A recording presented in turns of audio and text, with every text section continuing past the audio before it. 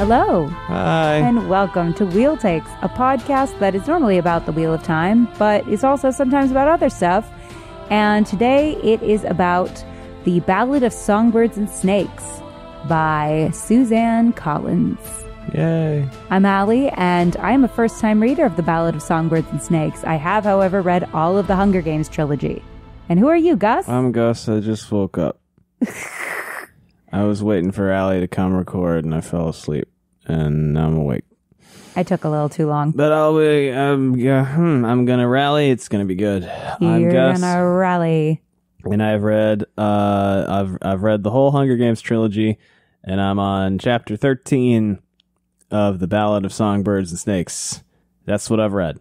This podcast contains spoilers for what we've already read.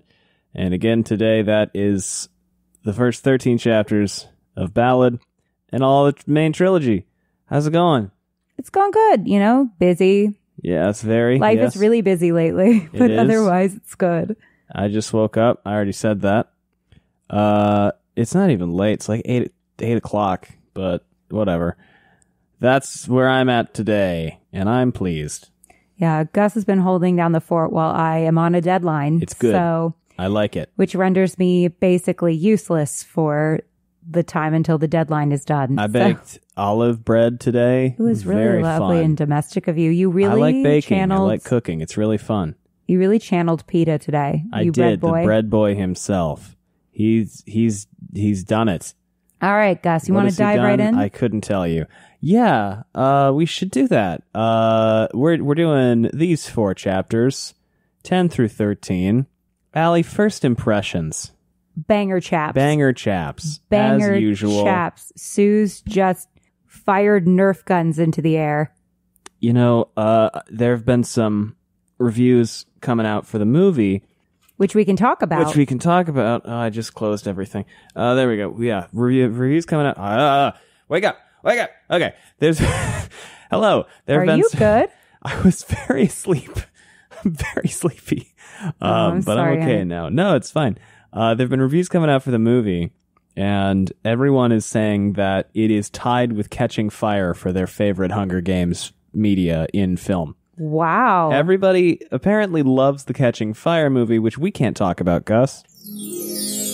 We didn't. I don't know what you're talking about. Everyone is saying that this new one is excellent. Yeah. So I'm excited to watch it after we've finished the book. Gus, why can we talk about it? It got an interim agreement. We mentioned that last time, but y'all may have forgotten. I forgot. It's okay. Y'all may have also forgotten and have been raising your pitchforks. And I left the air filter on, but it's all the way over there. I'm just going to leave it on. What are we talking about? Ballad of Songbirds and Snakes. Yes. Okay. We're going to pick it up. Take it. What is the word? Pick it up. Yeah. Take it off. No, we're not going to take it off. No. It's not on this podcast. That's their other podcast. We don't have another podcast. That's a joke. We're going to pick it up at chapter 10, Allie. How about that, chapter 10? Banger chap. It's called chapter 10. I got to stop making that joke. It wasn't funny the first time. I liked it. Do you have notes? Do you have any notes I do. for chapter 10? I definitely do. I had a lot of thoughts. I also have notes. Mine. I did get mine open sooner just because they're on a professional. No, it's only because they're on an earlier page of my phone. Okay. You gonna go? You want to go, or should I go? Hold on. That was the wrong thing. Here it is. You go first, since you had it open. Chapter 10. Hey, Trauma. How you doing? Help is here. Snow, you fucking idiot. They're not going to help her. They're going to blame her. Ugh. Well, Rip, Otto, and Ginny. Also Apollo. And also Diana. But a little less. Do you know what I mean? Yeah. F in the chat for all of the birth of the careers theories. Truly? Because we lost that one all hurt. of them. That one really hurt. Pretty much. I updated where we're at with our prediction bingo sheets. Yeah, you can see them down in the link in the description. This isn't YouTube, Gus. In the however you get to the description of the podcast on your media player of choice. Yeah, but I had some predictions about the careers being formed that did not going to happen. And just like this next note of mine, Marcus is going to go full predator. That one hurt. That one hurt. really. That sucked. Beasts that they are. Grandmam, y'all watch kids murder each other for sport. Truly, like, hello, pot, this is the kettle, you're black. What? That's an idiom. For those of you who are not native English speakers and may not know that idiom, it's an idiom that is the pot calling the kettle black, which is pointing something out about someone else, but it is also true about yourself. Casual catching fire, because someone said catch fire. And I went, hey, reference. A goddamn veterinarian? Oh my God. I was so pissed. They have like super medicine machines and they used a veterinarian. I know. Clemencia being the only person talking any sense and also turning into a fucking snake. What the fuck? Yeah, what's going on with her? Is she Cassandra? I know Cassandra's not a snake. Is happening there in the Agamemnon. Oh, and the fact that Snow didn't even bother letting her parents know or visiting her when they he's said too busy sticking his head all the way up his fucking ass. Truly, because I fucking hate this kid. He's drilling straight up that butt. This kid, I fucking hate this guy. Goddamn, what a sack of shit. On this a scale guy is. of 1 to Gale. It is it's on close. A Gale scale. On a Gale scale, because some people were telling me. They were like, oh, we should have a who's worse, Gale or Snow. And I was like, you got to get really pretty shitty to be anywhere close to Gale. He's pushing it. Well, here's the thing. I mean, are we talking about where we know Snow ends up or Snow right now? We're talking about Snow right now. Snow right now, slightly less shitty than Gale. Yeah. Snow soon? Probably worse. Yeah. Dragging children's corpses around the city, Paris around Troy style. This is fine. This is good. We're definitely the good guys. I thought they dragged Hector, not Paris. You're right. It was Hector. Achilles dragged it was Hector. Hector. Yeah, it's been a minute. I think Paris survived. You're right. Paris. Or was that just in the movie? In Troy. Oh, have you seen Troy the movie? Because what? Because the Iliad ends before the end of the Trojan War, which is so weird when you think about it, because you expect that the Iliad is going to have, all of your favorite stories about Achilles, like him and his heel, and also the horse. You know what? And it doesn't. Don't think canonically Paris makes it. I think he just makes everybody it in the movie. fucking dies. Like they I think they cut Astyanax in half in the. No, they throw him off a wall. Oh, they throw him off the wall. Damn, you're really on it with the Greek shit today. I was in Trojan Women. You were. That's right. I totally forgot you were in that play. Yeah. Oh man. Lots of crying. You were a freshman. I was a freshman. Oh, who the fuck decided to do Trojan Women with I'm sure you were great. I didn't see it because I didn't know you at the time. Most of us were freshmen. That's wild, man. That's wild.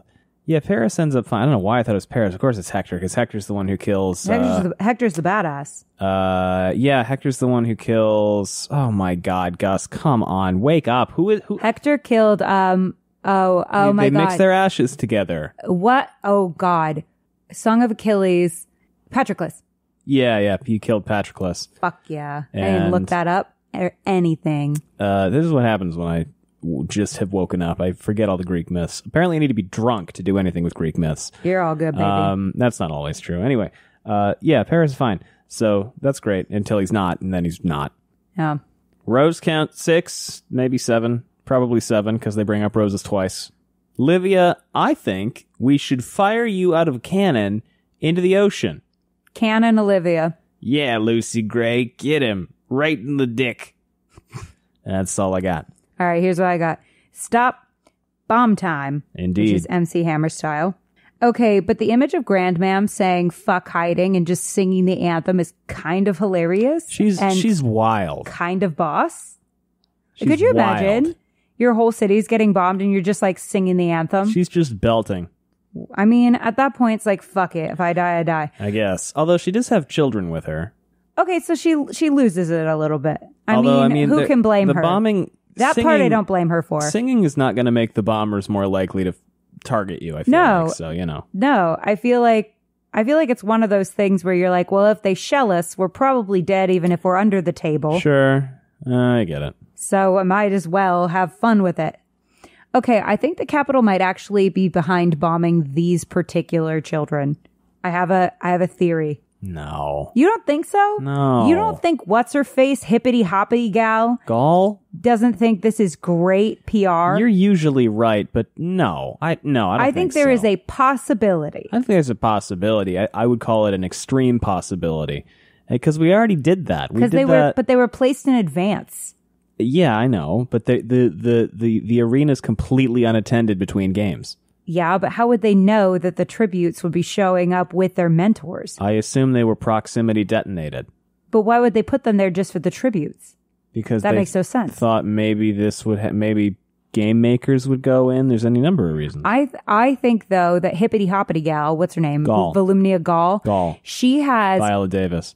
By now, she has way more of a gain to get out of those children's deaths than the districts. And how would the districts know that? Like, if it were the districts, they wouldn't know that the mentors would probably be showing up with their tributes. / how would they even get there? I mean, unless there's some like underground. The rebels. How would they even get there? The entire bingo sheet, the entire precursor to this book, talking about how there was going to be rebellion in the Capitol and how there was going to be, heavy warfare and fighting in the Capitol. And now you're saying, no, it's all a psyop? No, I don't think that that there's going to be rebellion happening in the Capitol. You straight up said that. No, you're misunderstanding me. What I think is that Snow is going to get a third strike. This is what I thought at the time. Snow is going to get a third strike and become a peacekeeper and be sent to 12. It's also very possible. With Sejanus. And that's when all the shit's going to go down. I feel like we're like halfway through the book, though. Well, I could be wrong. I mean, it could happen. It's just, it could happen. Well, okay. But here's the thing.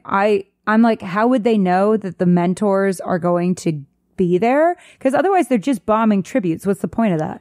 They're going to die anyway. I assume they expected non-tribute people to go into the arena for some reason first. I don't know. It just seems a little intense. I just am like, but wouldn't Volumnia Gall have a ton to gain from murdering her own, all of them?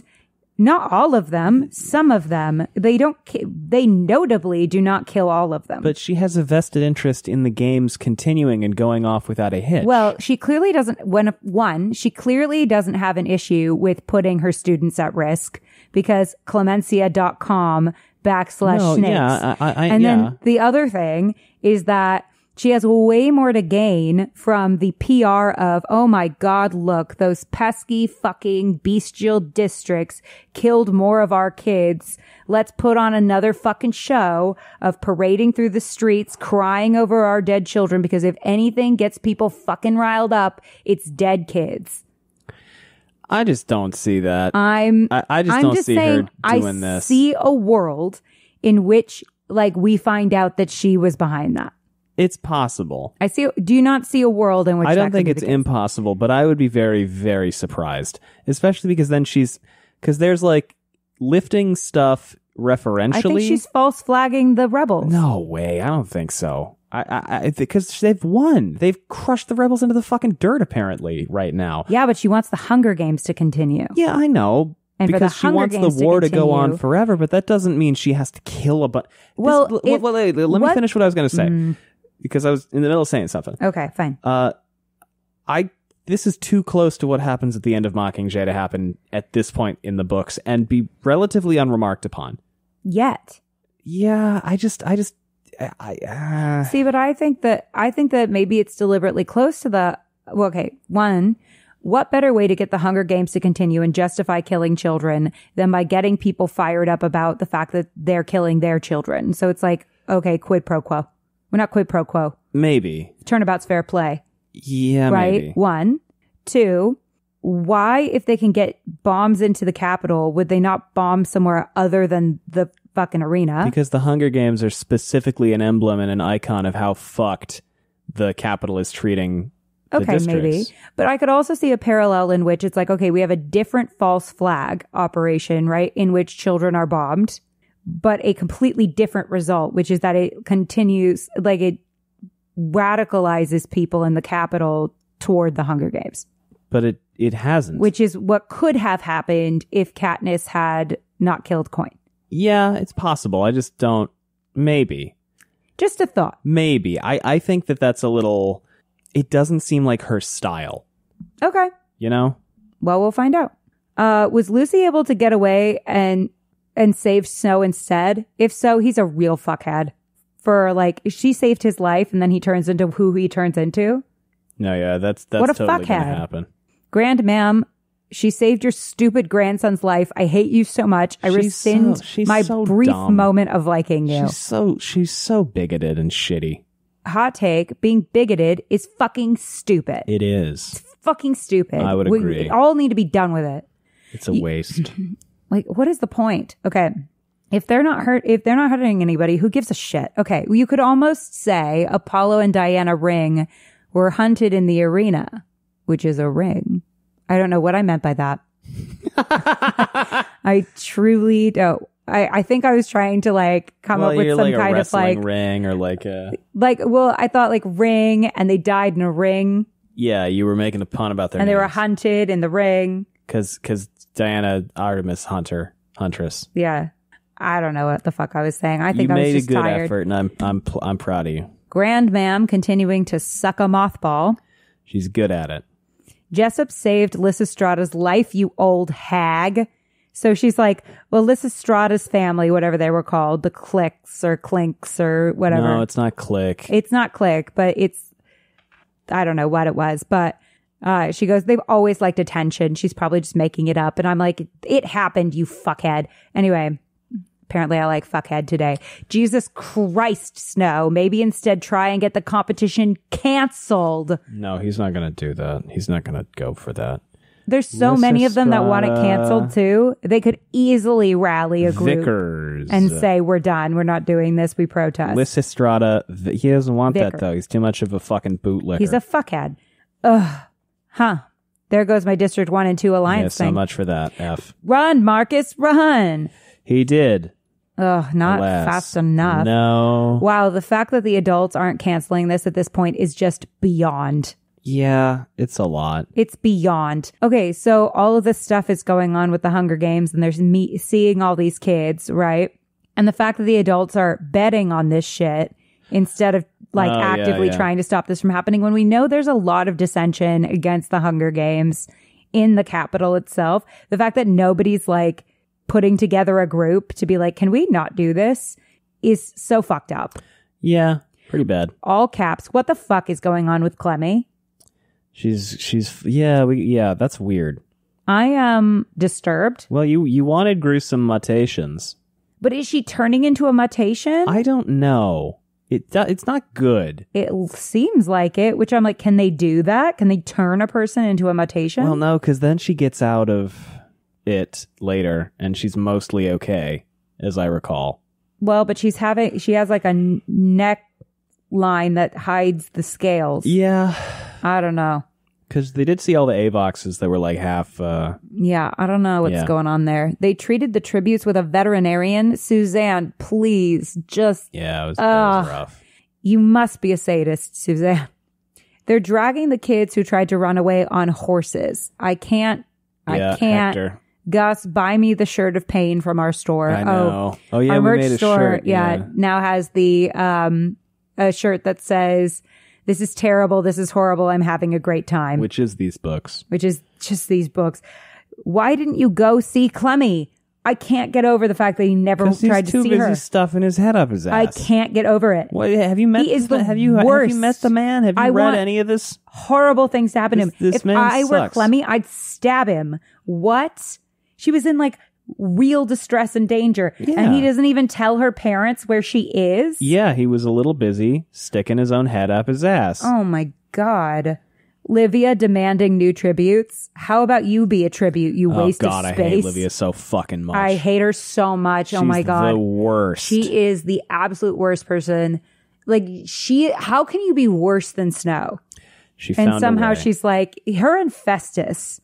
Fester is more like it. And livid. So, chapter 10.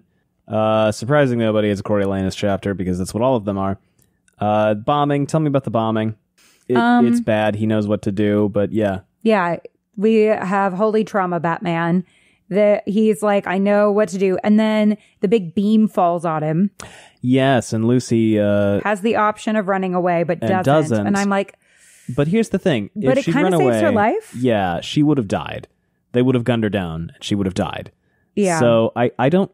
So I guess it kind of... I mean, because I assume she wins. I'm just assuming at this point that she wins. I would imagine she wins. Yeah, I feel like from the moment I met her, I was like, you're winning. You're going to win. You're going to win. And this is like Snow's villain origin story because you didn't love him back or whatever. I think she probably would have died.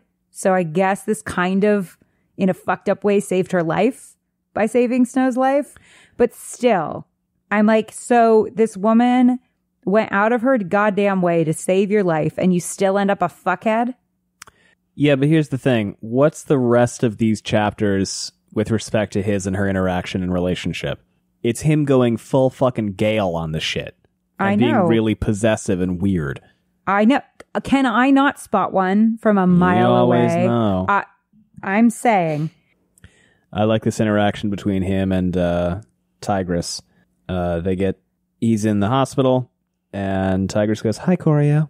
It's us." And he goes, "Hello. You missed bomb time." "Turns out it's worse than being there," said Tigress. "Knowing you were going through it all alone." And he's like, "No, but I was hanging out with my cool-ass tribute." Anyway, that obviously and goes over Grandmam great. says a bunch of racist shit, and... Well, like as not, she decided the peacekeepers would gun her down if she ran, but still it shows some character.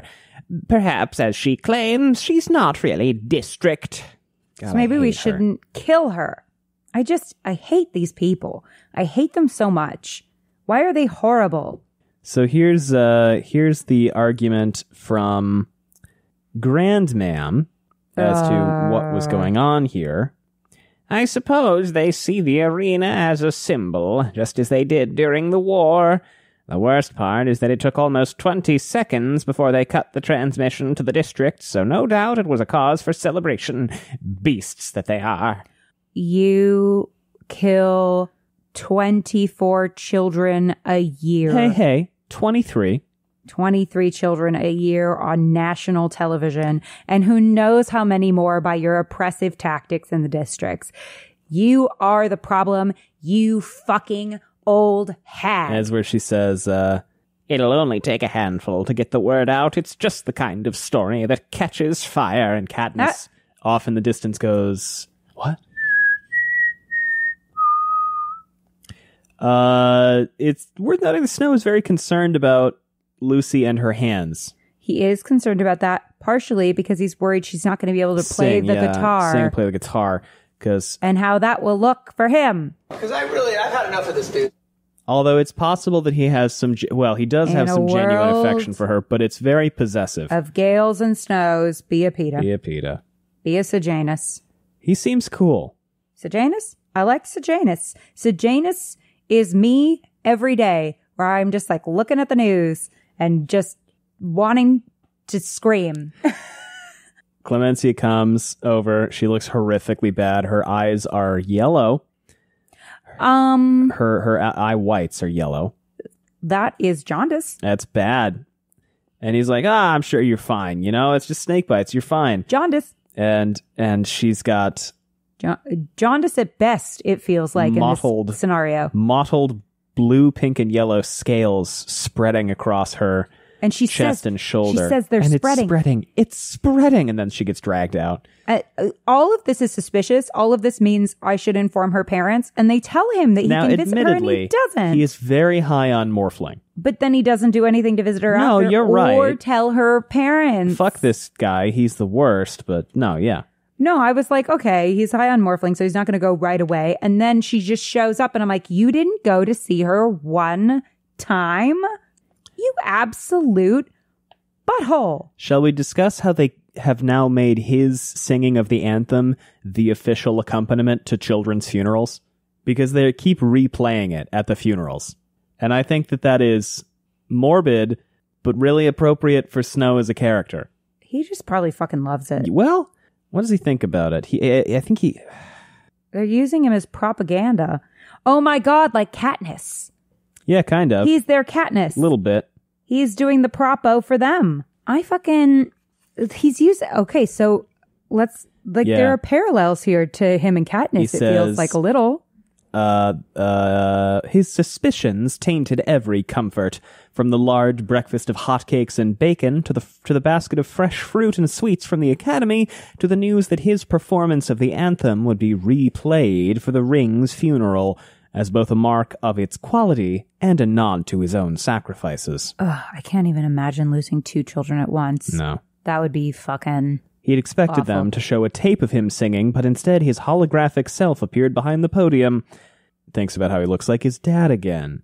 Huh. The boy's got daddy issues. The boy's got daddy issues.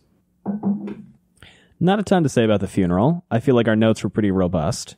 They drag the poor kids. Yeah, they drag the dead tributes behind the fucking horses. I know that they made those families watch that. Oh, yeah, of course they did. It's just fucking awful. I hate it.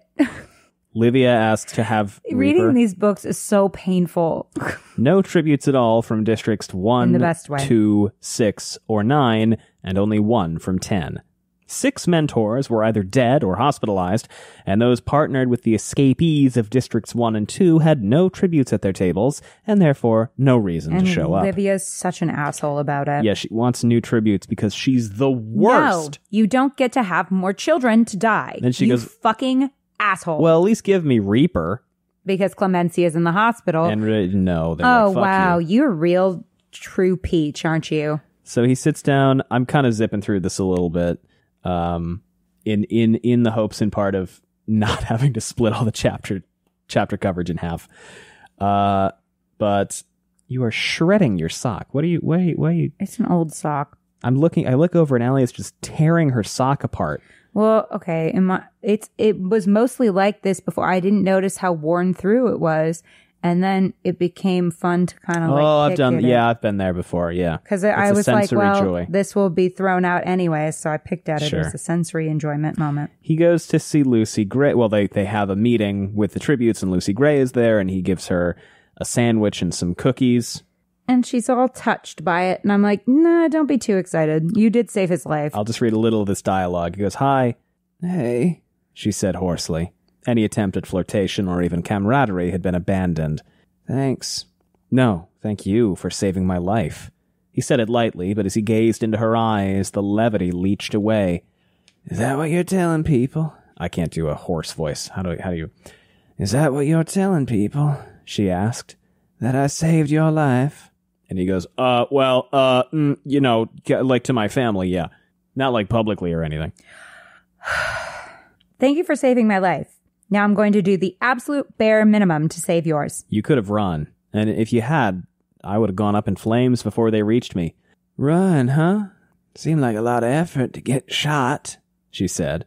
He goes, "You can joke, but it won't change what you did for me. I hope I can repay you in some way. I don't know how." How about you try to stop the Hunger Games from happening? Now she'd upended things by giving him a gift beyond compare. On the surface, everything looked the same. Chained girl, boy offering food, peacekeepers guarding that status quo. But deep down, things could never be the same between them. He would always be in her debt. She had the right to demand things. Lucy Gray glanced around the room, taking in her wounded competitors. Then she looked him in the eye, and impatience tinged her voice. "You could start by thinking I can actually win." Yes. That's the Because she could. thrilling end of Chapter 10 and Part 1. I agree with her. She could totally win. Allie, any thoughts on any of that, or shall we dive in? It's great. Brute strength isn't everything. Any thoughts on that, or shall we press onward into Part 2? Fuck Coriolanus. Yes. What do you think? I think fuck Coriolanus. Fuck Coriolanus. Lucy's great. Lucy's the great. best. Baird. I am so happy, by the way, that somebody told us about the Wordsworth poem. Oh my gosh. It just added an extra layer of mystery. It gives me more to think about and more to theorize about. Because I have the poem itself, I can't see any one-to-ones remotely. But just knowing that was kind of informing the character, I just love the way she does this shit with the characters' names. Well, it hints just enough that I can kind of go, ooh, maybe, maybe not. But I'm still always surprised. Well, because, okay, I have a question. How old would Lucy Gray be in the present day Hunger Games? What's the math there? 86. So theoretically, she's still alive. Maybe. Right?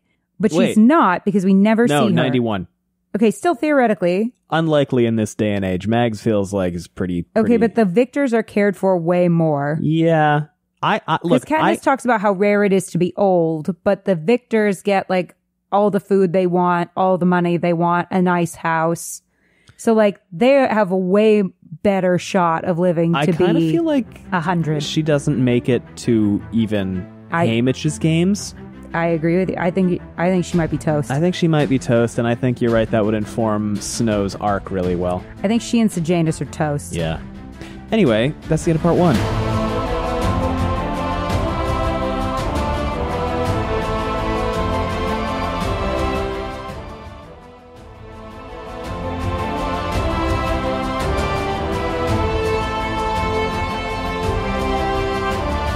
Part 2, Allie, your chapter is called The Prize.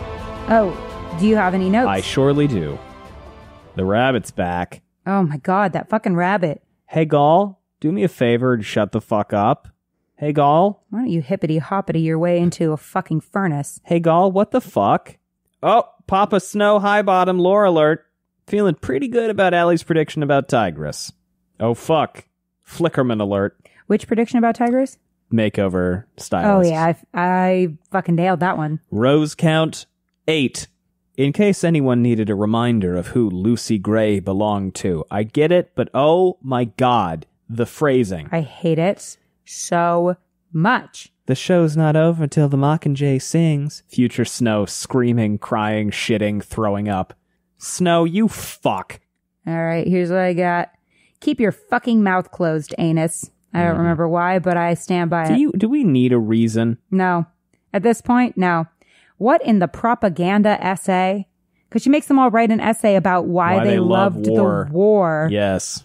Both of Snow's parents died. Yes. And probably his aunt and uncle as well. They starved, and he saw people cannibalizing members of the lower class. Well, because some people say, like, the parades and da-da-da-da-da, right? And yeah. Snow gets like, we had food once. That was nice. They got a turkey one time. Because Snow's father was a war hero. Yeah, because my dad fucking died. Jesus. Oh, I wrote also another rabbit mention. That rabbit's going to be important. Or it's the metaphor. Maybe. I'm not sure which. It might be the metaphor. Maybe they kill Highbottom with it. That's possible. I don't know. I just feel like Gall's going to do something fucked up with that rabbit. I will say that, again, in the reviews don't worry, I'm not reading anything about it. I'm not watching just reviews that are spoiler-free. I know what I'm doing. Gall, Volumnia, Viola Davis is specifically praised in, like, every review I've read. That does not surprise me one iota. Yeah. And here's why. It's Viola fucking Davis. Here's the first thing. It's Viola fucking Davis. She's one of the greatest actresses of our time. If you have not heard her interview on Brene Brown has a podcast, she's just also a fucking awesome person. Yeah. Really humble, really just insightful. Yeah, just unbelievable. What a powerhouse of a person. So that does not surprise me one iota. So Jane has said, being capital is going to kill me. Ope. That seems like foreshadowing. Ope. Casca Highbottom and Snow's dad were friends. I knew it was something personal. I just have a feeling. I just know get that answer. When it's got to be something personal. I have a sixth sense for gossip. I know when there's gossip to be had. Tigress gave Lucy a dress of hers. Does that count as her styling her? Absolutely it does. Yeah, I felt like that does. Flickerman. I get one for 7 rose counts. I also get one for family of characters in the current series mention because Flickerman is a Nepo baby. Sure. Yeah. Yeah.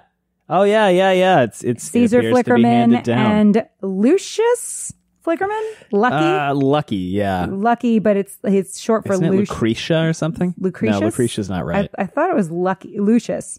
It might be Lucius. I don't know. Be careful. I'm going to be careful. It is Lucretius.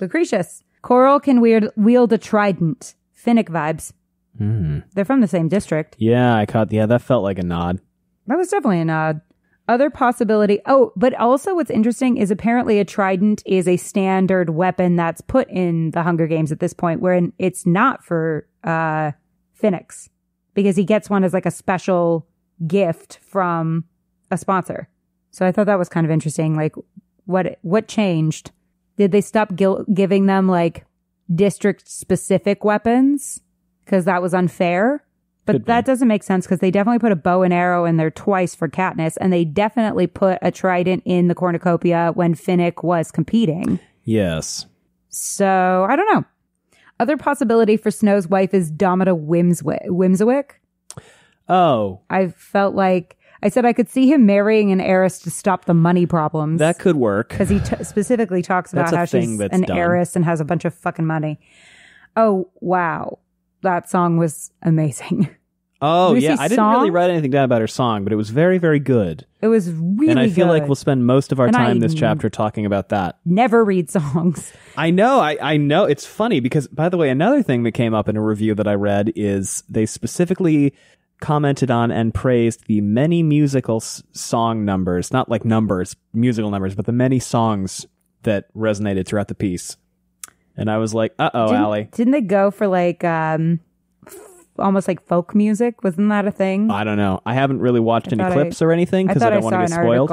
I've been very cautious reading trades recently because I'm worried about seeing articles They're not about gonna post plot spoilers. No, but reviews. Like they might. I've just been trying to be cautious. You know what I mean? Yeah, I get it. Of course, Anus is jealous. He's the worst. And that's my last one for chapter 11. Excellent. So Coriolanus immediately opens by being like, oh, yeah, Lucy's right. I never really did consider her as a potential Maybe victor. I should actually try to mentor her instead of just like sadly flirting and giving her sandwiches. And this fuck says it had never been part of his strategy to make her one. You absolute a potential ass. victor? Yes. Because I've had enough of this dude. Because all he wanted was for her to be like splashy and interesting. And then he was like, well, then who cares what happens to her after that? Fuck you. Fuck you. Fuck you. It's an upsetting... I fucking hate you. It's an upsetting... You fucking asshole. ...form of myopic pragmatism, you know? Because he's just ignoring this possibility because he's like, well, I'll get out of this what I need to get out of this, which is a scholarship. Yeah, he even says he had only wished that her charm and appeal would rub off on him and make him a success. Even his encouragement to sing for sponsors was an attempt to prolong the attention she brought him. I hate you. Man, he sucks. This guy sucks. Maybe he is going to go on a whole journey. But we all know that the journey's going to be shit at the end. Oh, yeah, it's going to end badly. I assume somehow she must die. And somehow Volumnia Gall not just because of the poem. Yeah, but no, I mean, I figured she was dead from the beginning because otherwise Haymitch would have mentioned her at all. He never mentioned her. She is never named. I'm assuming she's the other victor, and she is never once named in the main trilogy. So I guess then the question is, who mentored Haymitch? Did they assign another victor to him? Did they just go, I don't know, District 11, send another victor over? Or, Haymitch, you figure it out yourself. No, he'd have to have a victor because somebody would have to coordinate sponsors for him. Yeah, probably someone from another district. I mean, I guess it's possible Lucy passed away, but like he never mentions her. And they never mention her in the like replay of Haymitch's reaping. Yeah, they never say like, and Lucy was there. Or even the first victor. They never mention her. She is only ever brought up as there have only ever been 2 victors from District 12. Yeah. And there's no other. I mean, I guess it's possible that like she many years later could have like died of well, there's any number of things that can kill you or whatever in a post-apocalyptic hellscape like this one. Well, yeah. I mean, or a normal functioning society. You can just but like people die all the time. Yeah. But like I don't know. It seems like she didn't make it to mentor Haymitch. Doesn't seem like it. So, I don't know. So they shake on it that he's going to start believing in her. Ugh. Very formalized. And he's all like, we've got 14 competitors left. Let's think of I'll think of a strategy. And she's like, we will think of a strategy. And she jokes that, If he keeps her alive a couple extra days, she might win by default since people keep dying. I have had that thought. It's like, how many fucking people are going to die before the game? Does she just win because it's such a clusterfuck? Yeah, so then he starts thinking about, like, if she runs and hides somewhere during the games and just hides it out while the big ticket people kind of thin each other out, that she and he can keep her, fed. But here's my thing. An arena is not that big, right? Like a big arena is still, I guess. I assume, like, let's imagine SoFi Stadium. Okay, that's pretty big. Where it's multi-leveled. There's the field, but then there's also the stands, all the different concession areas. Right. That arena holds, as we know from the Eras Tour, which is another film we can talk about because Taylor Swift signed a fucking interim agreement, holds 30,000 people. Right. We were there. It's there. Huge. It was really cool. It is hard to navigate. Yeah. Okay. If you put it this, what is it? 2, 4, 6, 7 of the no, more than 7 or 8 kids have died. So, you take like 16 people, throw them in there, give them all melee weapons. Yeah. I guess I just was wondering, because you still can kind of like see the whole area, right? It's not like with the Hunger Games where it's miles and miles of stuff. You can see the whole area, but there's stuff to hide behind, especially because there's rubble all over the place. Yeah, my point is, what I'm wondering is, with the drones coming in and giving them food, is anybody going to notice the drones? That's going to be a dead giveaway. Yeah, wouldn't that be a dead giveaway? You'd have to follow immediately find a new place to hide. Yeah, so it's kind of double-edged sword. I feel like that's got to come up at some point. Probably. Which might directly lead to why they change the arena. Like, they don't do the sports arena anymore. It becomes a whole place. Also, you very kindly offered to give me that the bombs were the arena gets a makeover. And I don't think I've earned that, but that was very thoughtful. Well, it was changed. If that's the thing that decides whether or not I get to have bingo, then yes, I'll take it. But otherwise, no. Oh, yeah. He asks if she thinks she could kill someone. And she says, maybe in self-defense. It's the Hunger Games. It's all self-defense. But maybe it's best if you run away from the other tributes. And we get your sponsors for food. Wait it out a bit. And she says, enduring horrible things is one of my talents. Cheery. Poor baby. Okay, so then he decides he's going to find her a guitar. Oh, this whole fucking thing. Yeah, so he goes to the Lima Bean King's place. Bean Boy. Bean Guy. Bean Dude.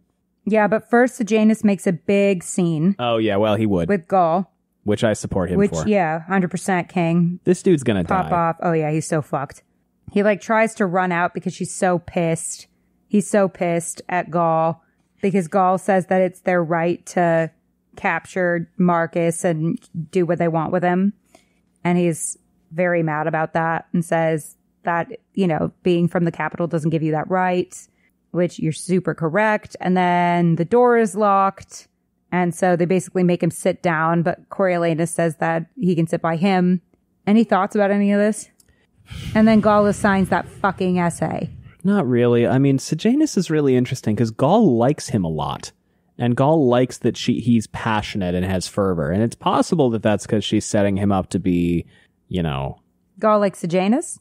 She does like that he feels this way. She disagrees with him, but she likes that he's passionate. And I think it's because Gaul's whole thing appears to be that she wants people to have a fiery, passionate feeling one way or another about the war and its aftermath.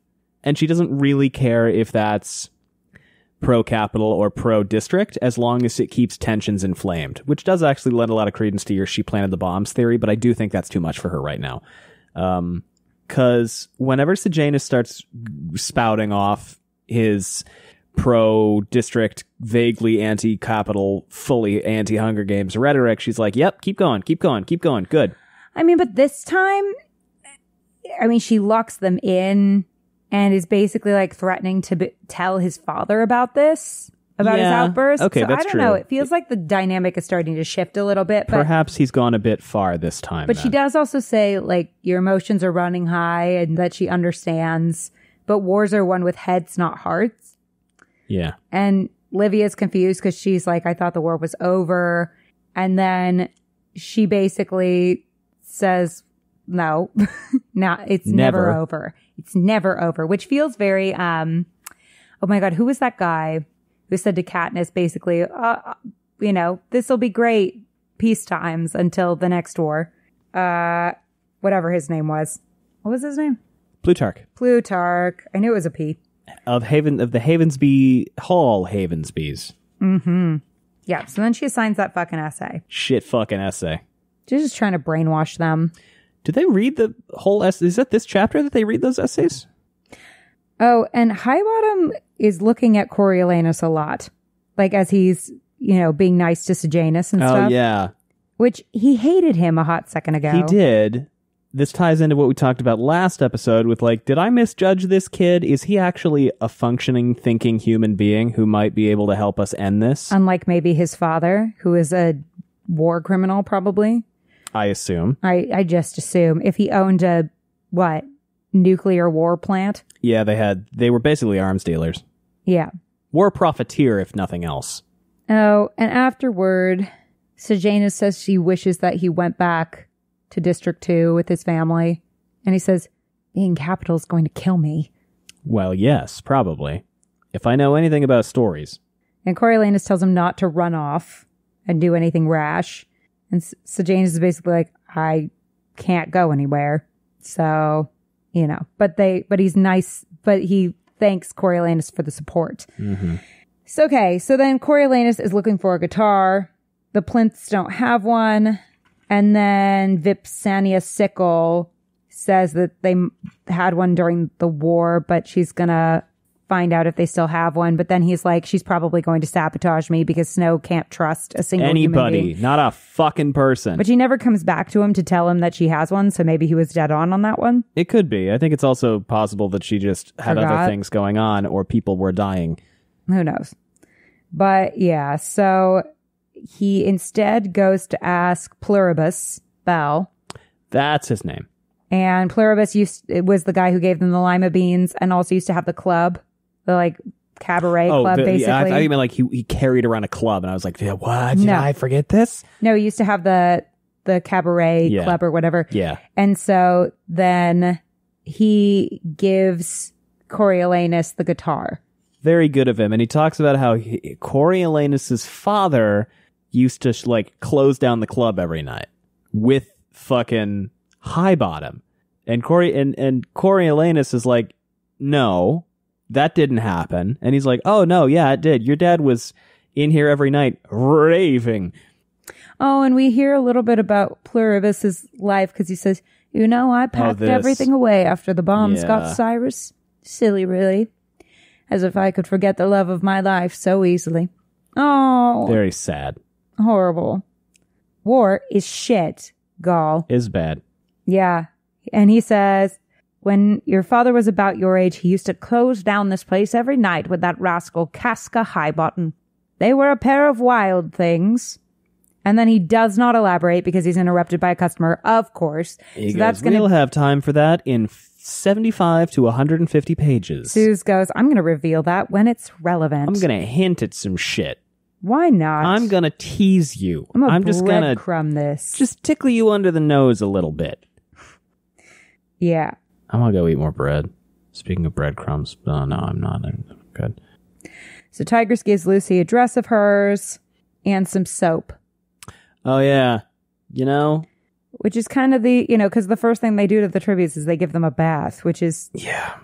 But it's horrible and dehumanizing. This is an act of kindness of Tigresses that Snow then exploits into something gross and weird and clinical. See, it's interesting. Snow, you know what? Wait, everything nice that Tigress suggests Snow does becomes a part of the games, but becomes all corrupted. In a shitty way. Tigress and Coriolanus gives me, in a lot of ways... In the book, All the Light We Cannot See, there's two protagonists. I'm not going to spoil it.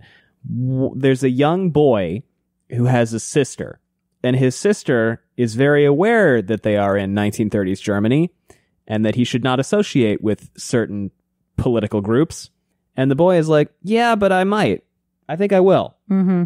And Tigress and Coriolanus, in some ways, gives me similar vibes. Well, it does not escape my notice that the young actor who plays Snow fits a particular demographic of people, of which I am one, in appearance, that tends to evoke a certain troubling former troubling also ideal. Worth noting that's a wig. So it was a very specific and intentional look that they gave him that evokes a certain group that did horrible things and uplifted a certain appearance as an ideal. Yeah. Am I wrong? No, I think that's real. So then they do the interviews, and Lucy's voice and hands have recovered.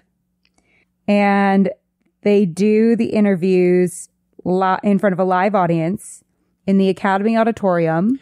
Oh, yeah, and they're massively depressing for the most part, but some of them are chill. Oh, no, wait, right. Because they know that they're going to get food.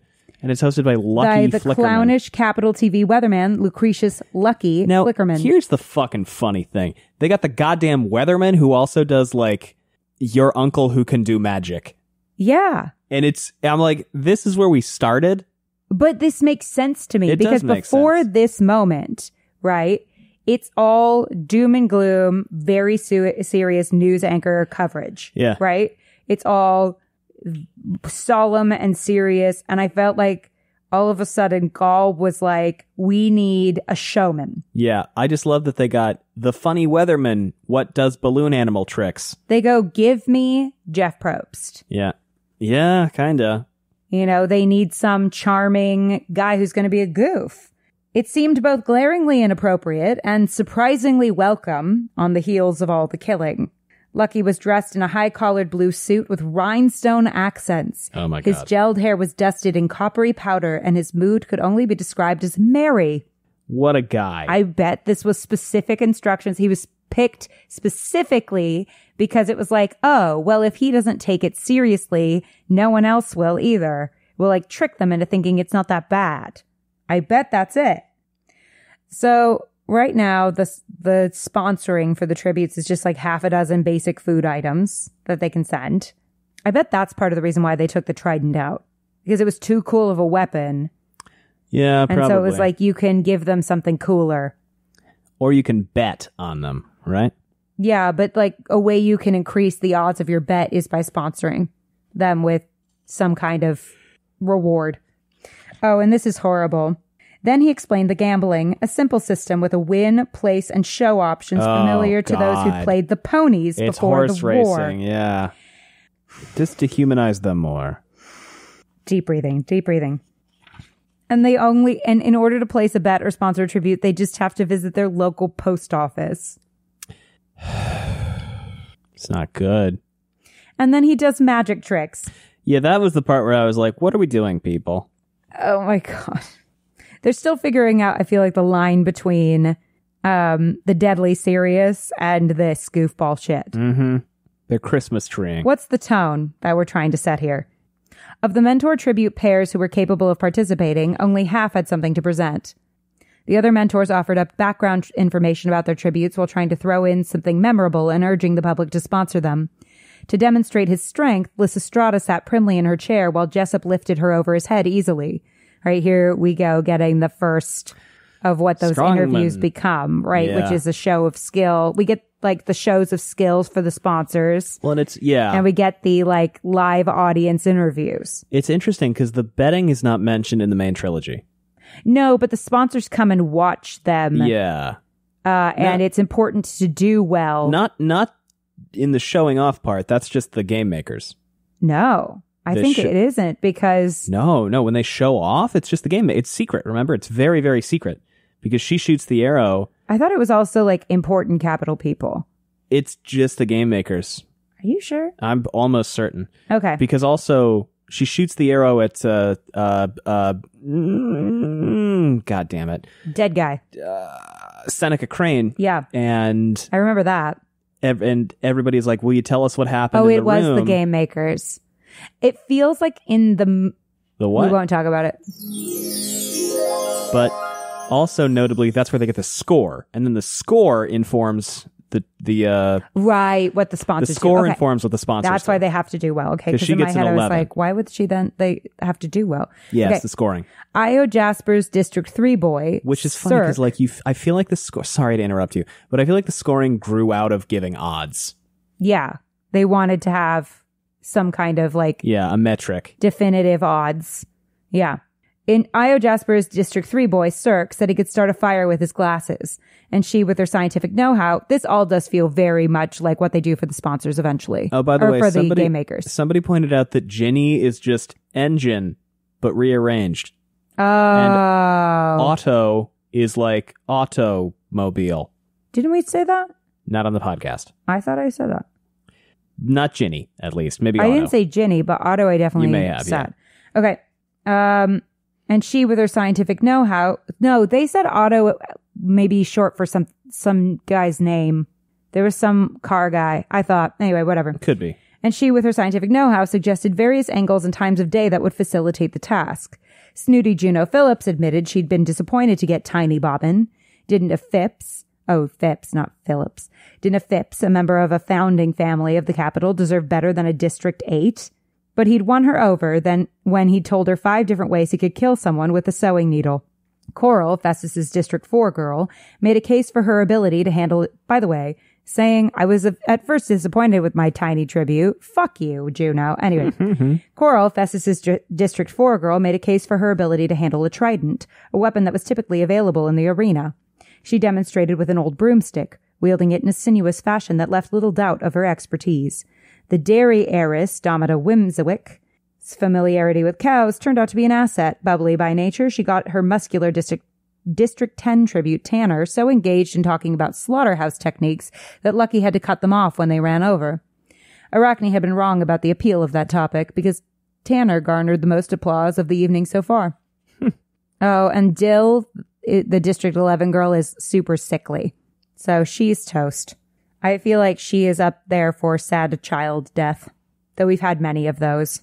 But I feel like she's possible for sad young child death.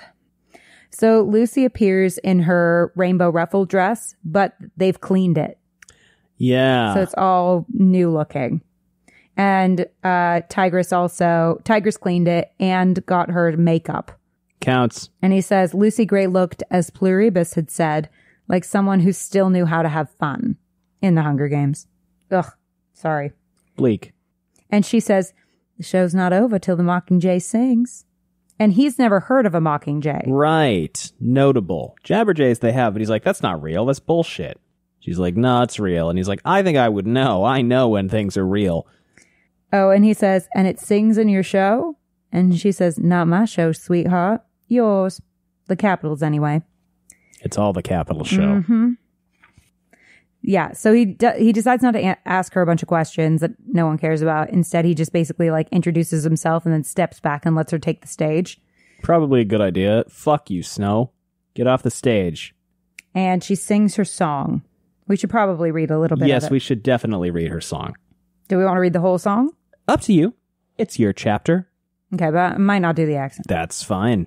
When I was a babe, I fell down in the holler. When I was a girl, I fell into your arms. We fell on hard times, and we lost our bright color. You went to the dogs, and I lived by my charms. I danced for my dinner, spread kisses like honey. You stole and you gambled, and I said you should. We sang for our suppers, we drank up our money. Then one day you left, saying I was no good. Well, all right, I'm bad, but then you're no prize either. All right, I'm bad, but then that's nothing new. You say you won't love me. I won't love you neither. Just let me remind you who I am to you. 'Cause I am the one who looks out when you're sleeping. I am the one who knows how you were brave. And I am the one who heard what you said sleeping. I'll take that and more when I go to my grave. It's sooner than later that I'm 6 feet under. It's sooner than later that you'll be alone. So who will you turn to tomorrow, I wonder? For when the bell rings, lover, you are on your own. And I am the one who you let see you weeping. I know the soul that you struggle to save. Too bad I'm the bet that you lost in the reaping. Now what will you do when I go to my grave? Ugh. A holler, by the way, is apparently a slang term for a creek. A narrow creek. According to the internet. If I am wrong, Appalachians, I'm sorry. So it's clearly about a boyfriend. Yes, and so Snow immediately starts screeching. But it's a beautiful song. And it feels like it's a fellow Covey kid. Here's my justification for that. It. She was a girl when she fell into his arms, so she must have been really young, right? Yes. We fell on hard times. Well, that could be anybody, right, in the district. But we lost our bright color. It seems like the Coveys wore bright colors, and then it like faded because they got dirty during the hard times. Just a thought. And she says, you went to the dogs and I lived by my charms. Oh, God. And Snow gets really fixated on that. He's worried that she's basically saying was that she selling her engaged body? in sex What was work. going on? And so what if she did? Because it seems like... She would have been a child is, concerning. But Snow's not concerned about that part. He's like, it's immoral. Well, and I'm yeah. like, why don't you just fall in a holler yourself? I think... The specifically the sex work part. Not that she would have been a child. That's really that part's bad. That part's bad. I mean, it's also bad that someone is forced into sex work. Yeah, that's bad too. That's also bad. But like, to a certain extent, for Lucy, I'm like, and for women who find themselves in that situation, I'm like, you know what we don't get to do on top of like all that life has done to them is blame them for that. That's bullshit. That is bullshit. Well, but Snow sucks so bad that he's just like, well, has she been, involved with anybody else? That sounds like a thing we shouldn't let slip by. And I'm like, shut up. And kid. then Tigress, who also would have been a child at the time, kind of implies like, that something's not dissimilar maybe happened to her. Yeah. After he's kind of mad about it. She's like, well, maybe don't judge her for things that people had to do during the war to survive. Yeah. And I'm like, damn, Tigress, fuck, what did you have to do? And, Snow is like, well, that doesn't make any sense, but for somebody who's been through the horrors of war, he can be very idealistic.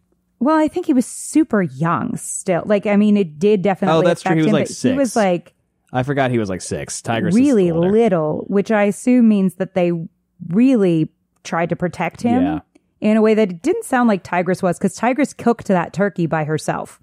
Yeah. At what, like 10? Thereabouts. She was young and cooking a whole meal for her family by herself. A meal that, if she ruined it, would be their only chance at a meal in a while, like a real one. I don't know. That's high stakes for a baby. And then there was a part of me that was like, Grandmam couldn't have learned to cook the entire she was too busy war. Singing. She was too busy training her voice.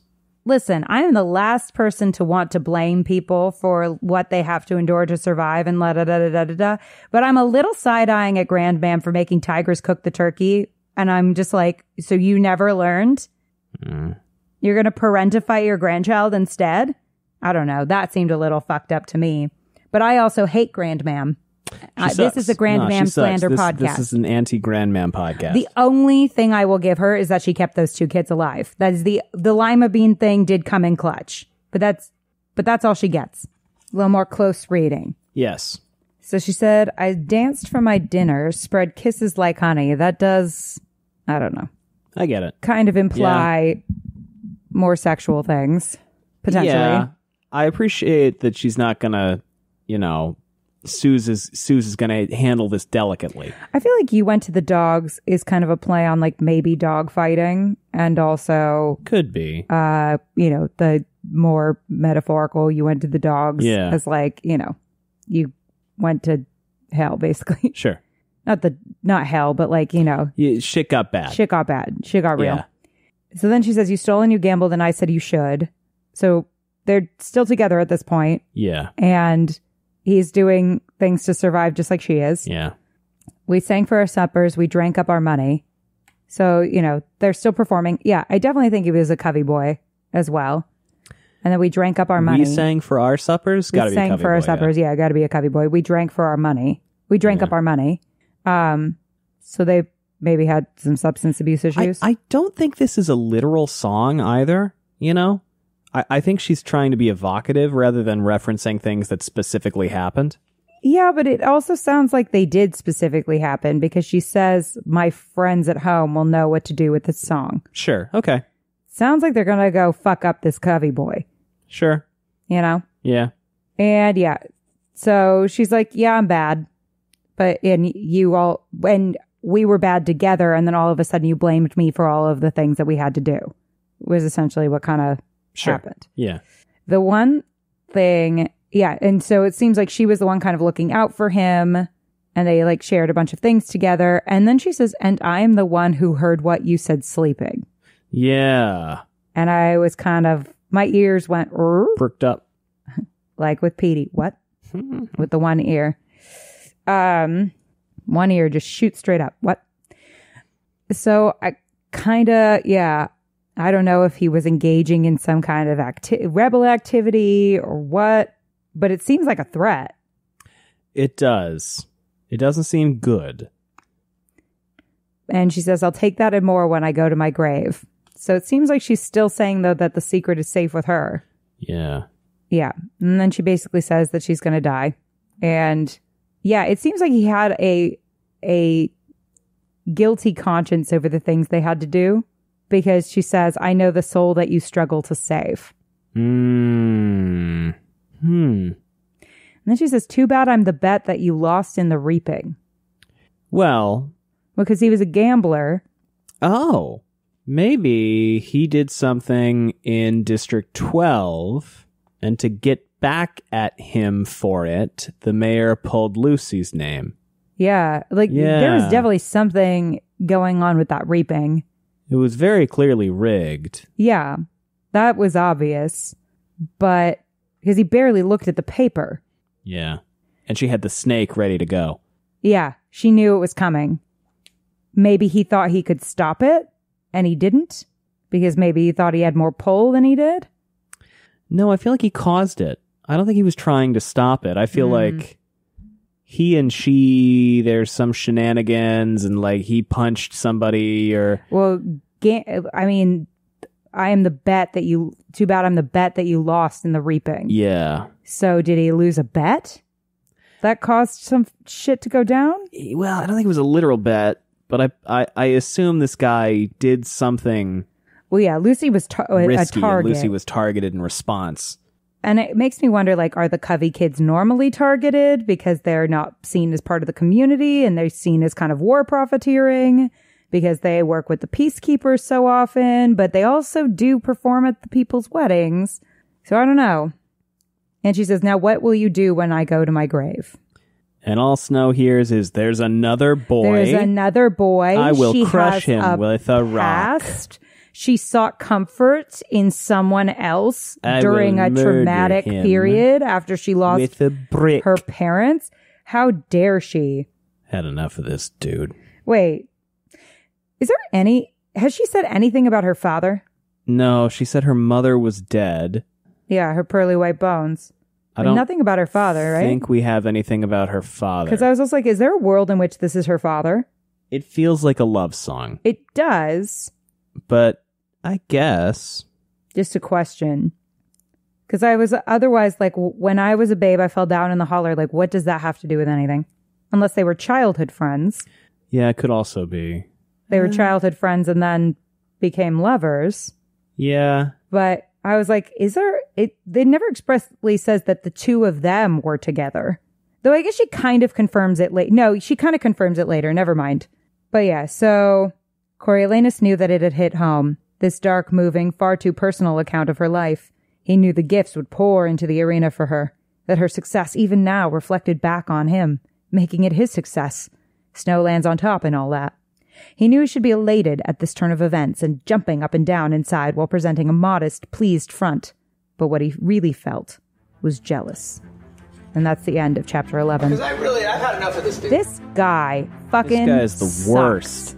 We're also much overdue for ads, so I'm just going to do 2 of them in a row during this one, and maybe you'll get a couple, or maybe you won't. So, see you in a minute.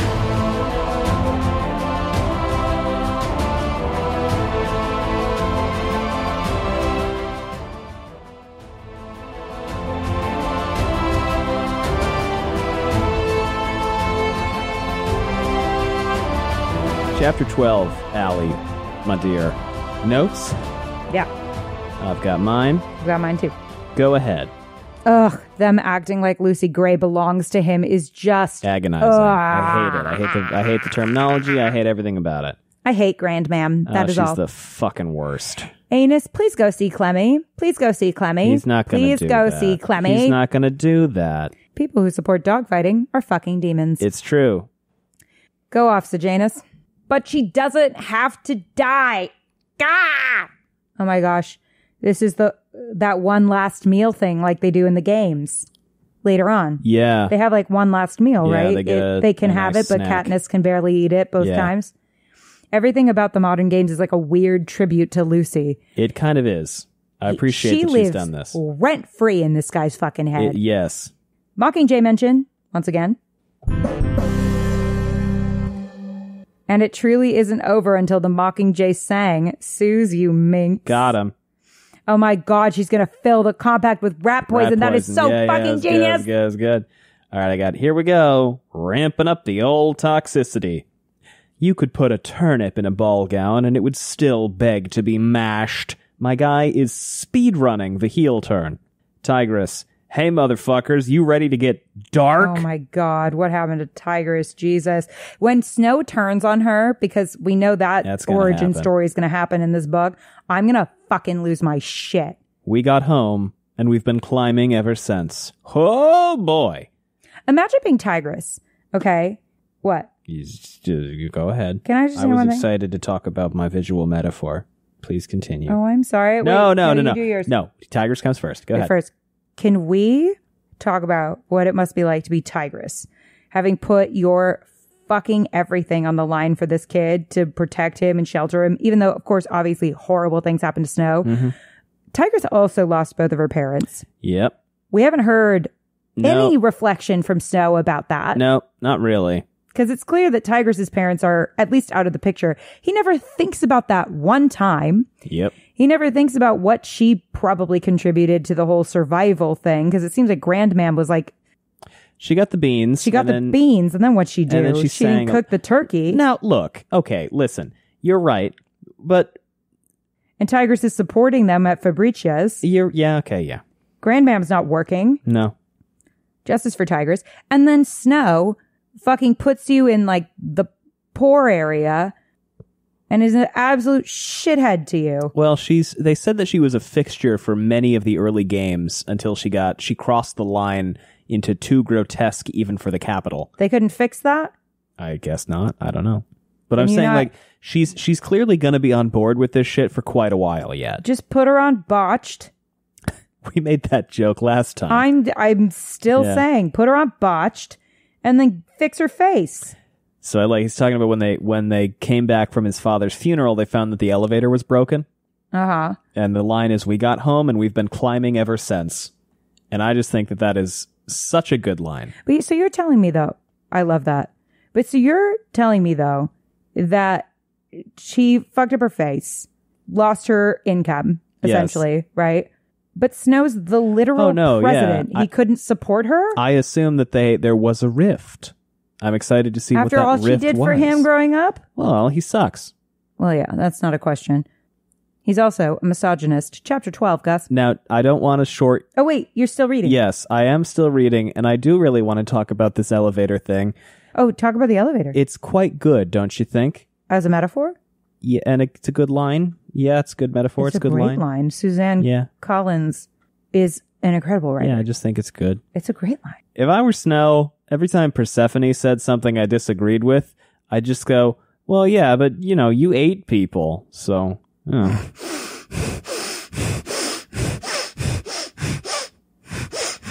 You could, make her a sandwich. Hilarious.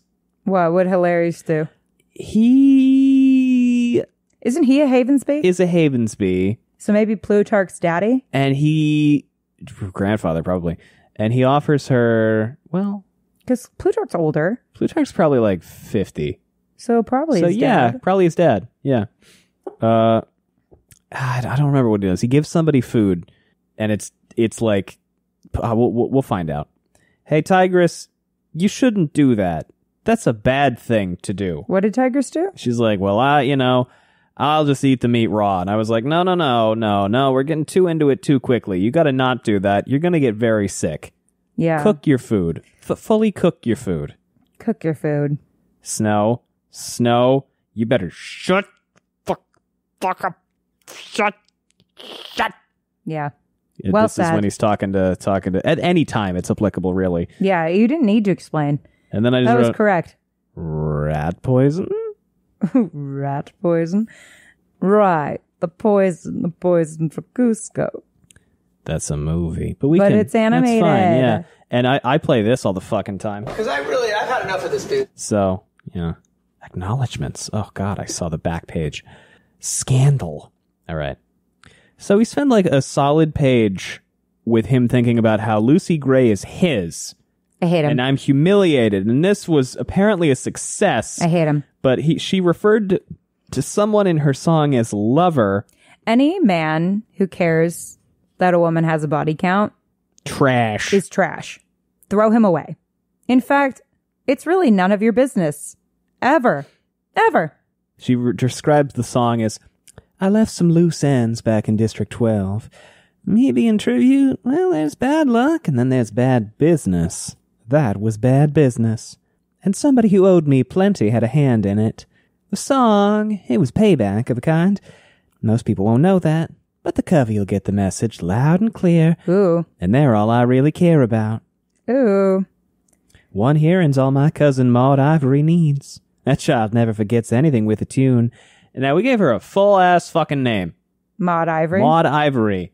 We didn't say my cousin. We didn't just say the cubby will get it. We went out of our way to specify Maud Ivory. This is why I think we're going to go to District 12. So I'm starting to think you might be right.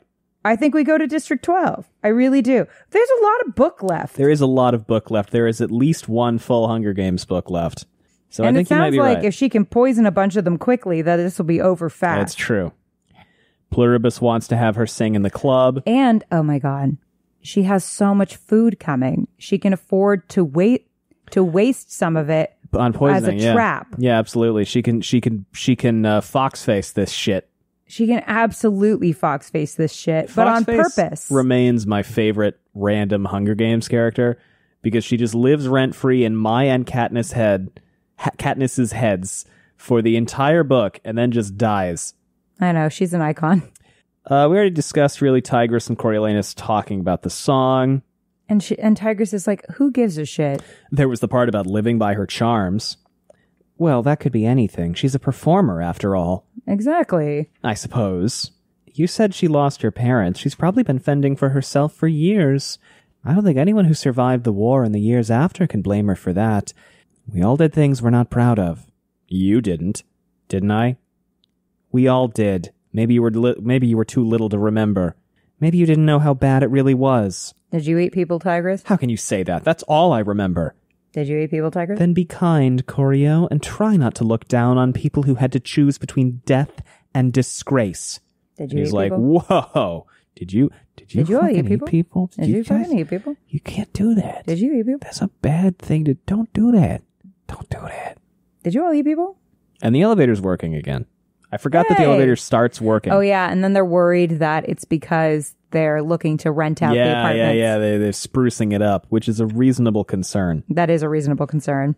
And so he thinks about his essay, and he can't come up with anything to talk about. Correct. That's correct. So he sits down with Tigris, and they get uniforms, parades, and fireworks. Oh, yeah. Every kid loves uniforms. And then they remember the turkey. The turkey. Yeah. So they were doing some kind of propaganda-y thing where they were honoring a bunch of... They were like executing people and then they were honoring... No. What were they doing? It was the end of the siege. Oh, right. And they declared that December 15th was National Heroes Day. Sure. They put together a television special and honored a dozen or so citizens who'd lost their lives in defense of the capital, with Coriolanus's father, General Crassus Snow, among them. Crassus. The electricity came on in time for the broadcast, but it had been off, and with it the heat, for a solid day before. In December, Fuck. Even then, Coriolanus' memory of his father had faded, and while he knew his face from photos, he was startled by the man's deep voice and uncompromising words against the districts. And then some soldiers come with a fucking turkey. It's a turkey, starting not to get chicken. a sense of what he and Casca might have been disagreeing with. 20-pound turkey. 20-pound turkey. That's and a big some turkey. jelly and canned salmon and pineapple candy. I want pineapple candy. Sounds good as And fuck. a sponge, a loofah, and a candle. They give them a Yankee candle. It's not a Yankee, but it's a flowery Yeah, they scented tried candle. to put together a nice basket. Yeah. Tigress cooks it. I would have been and so jazzed about getting a candle, though. They have Pluribus come over with a can of Posca. No, with Posca and a can of apricots. Posca's like alcohol, It's right? booze, yeah. No. And he considers that one of the best days of his life. Damn. And he writes it down as relief from deprivation. I guess that is the fun part of war. Yeah, the parts that don't suck as much. Yeah. One of the best. Well, I suppose when every day before that sucked, that would be one of the best days of your life. And he adds a paragraph, this is, I think, relevant, about his deep relief on winning the war and the grim satisfaction of seeing the capital's enemies who treated him so cruelly, who'd cost his family so much, brought to their knees, hobbled, impotent, unable to hurt him anymore. He'd loved the unfamiliar sense of safety Well, that their defeat had brought, the security that could only come with power, the ability to control things. Yes, that was what he loved best of all. really quickly, I think it's super interesting that, because later, right, the careers are districts 1, 2, and 4, Yes. and these are the districts that ran away 4 at didn't. this point. Oh, well, 1 and 2 did. 1 though. and 2 did. What a change. Yeah. I wonder why. Bit of a shift there. 4 is fine. 1 and 2 fully Fully dead. dead. I assume Marcus is about to die. Oh, yeah. There's that Reapers walking around just wanting to kill people. Otto and Ginny are dead. District 9 are both dead. I mean, obviously, Reaper doesn't want to kill people, but he's like ready. Of all the people, and being he's the most prepped. aggressive about And it. his name is fucking Reaper. I mean, if you're going to be a killer, that's a really good name for a killer. Goes to school. He feels bad about not going to see Clemencia. You should. You should. Oh my God. Why did you not go see her, you absolute weirdo? Tanner. I'm so pissed if I was Clemencia. Interesting. Tanner and Jessup are the favorites. Because they're big boys. Yeah. Lucy Gray has triple the gifts of anybody else. Because she's the personality. She's the fan favorite. Dr. Gall says, "Look at all these people sending bread to a slip of a girl with a broken heart, even though they don't believe she can win. What's the lesson there?" And Festus goes, "At the dog fights, I've seen people back mutts that can barely stand. I hate people you. love a long shot." I hate you. I hate you. There's no... It's one of... To me, it's so fucking amoral. Immoral. Give me the rundown on their essays. They all kind of list a bunch of bullshit. Yeah. Some talk about pomp and ceremony. Parades. Some talk about how the soldiers are courageous and they hope maybe they can be courageous. And some sure. people talk about how it's you're part of a greater whole. You're coming together for some other stuff. It's very romantic. And Coriolanus is like, No, it's not. I don't know about that. No, war is bad. War is very bad. And he just reads the turkey story and everybody is like, all right, sure, whatever. And then they turn to Sejanus and What? That was the best one. I know. Domitia told him it was touching. Livia rolled her eyes, and Dr. Gall raised her eyebrows and asked, did he have more to share? He did not. Wait, what did he share? The turkey story. Oh. And then they go to Sejanus, and he flips the paper over and he reads, "The only thing I loved about the war was the fact that I still lived at home. If you're asking me if it had any value beyond that, I would say that it was an opportunity to right some wrongs." "And did it?" asked Dr. Gall. No. "Not at all. Things in the districts are worse than ever." And everyone's like, well, he's going to get fucking killed. Buddy. Oh, buddy. You know, I admire the fuck out of Sejanus's bravery and his inability to give a fuck. Yes. It's impressive. It's really impressive, especially in someone so young. He's going to get fucking He's going to murdered. die. Yeah, And then Sejanus goes, he's fucked. "May but, I ask, What did you love about the war, Dr. Gall? Everything. She looked at him for a long moment, then smiled. I loved how it proved me right. Dean Highbottom announced the lunch break before anyone ventured to ask how, and they all filed out, leaving their essays behind. Care to share about what? No. It's got to have something to do with Casca. Because she just tortures him all the time. She's so, she constantly just pokes at him. Sejanus? No. Snow. Gall constantly pokes at Highbottom. Oh, yeah. All the time. Well, it's because Highbottom came up with the Hunger Games and regrets it, I think. Yeah, but I feel like whatever she was right about has to do with that. Has to do with something about that. Like maybe he was like, no one would ever do it. I feel like it ties back to the quotations at the top of the book. Which were? Leviathan, Second Treatise of Government, Frankenstein, having to do with governance and peace and international relations theory. Well, I'm sure she'll tell us. Very, very beginning knowledge of international relations. I'm sure she'll tell us at a dramatically interesting time. I fully expect so. They go to lunch, and Hilarious is like, "Oh, I can't even feed her. She didn't get any. She didn't get any, sponsors." And I'm like, "Well, Coriolanus is just giving people food, dude. So maybe you should consider doing that while you're eating your fucking steak sandwich." I hate these kids. Well, not Sejanus. He's okay. Lysistrata seems okay too. So far she's all right. She likes Jessup. The rest of them can go suck lemons. They go to check out the arena and the broadcast arena specifically, and Coriolanus. And everyone's all excited. Coriolanus is like, "Oh hell yeah, I'm going first. I'm like 8:15 tomorrow morning. I get to talk." And Lucky goes, "We wanted to get you in early, before your girl buys it." Nice. This is a child, you absolute clown. And he's like, Lucky sucks. He's like, maybe I'm being petty by worrying about whether or not she had a boyfriend at some point, considering she's about to fucking die. Maybe I should reflect on this. Maybe. And maybe, you know what? Even if she weren't about to fucking die, you would still be being a petty asshole. He's like, maybe I'll give her some roses? No, that's a bad idea. What should I give her? I'll give her something. Roses. But I want her to have something. I know. I want her to have something that she'll remember me by. And then he's like, I am being such a douche. You are a douche. I am being the worst. But then he gives her the compact. Suddenly, he felt a surge of anger. What good were any of these unless she could use them to defend herself? What was he doing but dressing her up to be a pretty corpse? Perhaps she could strangle someone with a scarf or stab them with a pin? But there was no shortage of weaponry in the arena if that were the issue. See, and this is the thing. There's tons of weapons, but they start taking weapons out. So yeah, that definitely has something to do with they wanted more stuff that they could get the sponsors to buy. Yeah. I wonder if we start to see the beginnings of them giving them medicine too. Maybe. I could see them tweaking the gift rules midway through. Yeah. I could see a world in which Lucy gets injured or one of the favorites gets injured. Yeah. And them saying they'll tweak the rules. So Tigress makes everybody burgers and she keeps on nibbling hers raw. And that's where I was like, don't do that. Stop. What is with that? I don't fucking know. She loves raw meat, though. I mean, I feel like it's partially a nod to what she becomes. Yeah. It's not good for But also, I'm like, does it have to do with, there were periods where they had no power.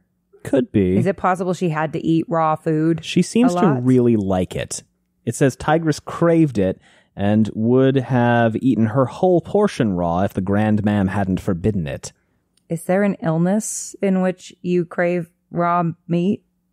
Isn't there something? Pica? Maybe? Pica? Hold on. Pica is where you want to eat dirt and sand and stuff. Yeah, I know that, but... Iron deficiency? I guess.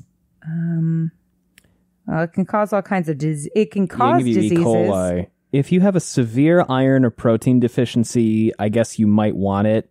And trichinosis. It can cause trichinosis eating raw meat. You don't want trichinosis. No. Oh, that's fucked. Although that now mostly comes iron from bear meat. deficiency is why you would crave raw meat. Yeah. That makes sense. That tracks considering her upbringing. Everything else that was happening, yeah. Well, if you're eating just lima beans all the time, you definitely have an iron deficiency, right? I mean, I don't think... Well, do beans have... Beans and legumes generally are pretty that's what good I was realizing. Sources of all the nutrients. But they ran out of them eventually. Yeah. So... I like this. Tigress says, tell her that I'm rooting for her. And the Grand Mam goes, tell her that we're all so sorry she has to die. Will one person say that Lucy has a shot? I know. It's actually making me impatient. So they go to have a meeting with them. He gives her the... has no one ever heard of David and Goliath? He gives her some presents. They're going to share some food. He tells her that she can share the burger with Jessup, but apparently he stopped eating and is acting kind of funny too.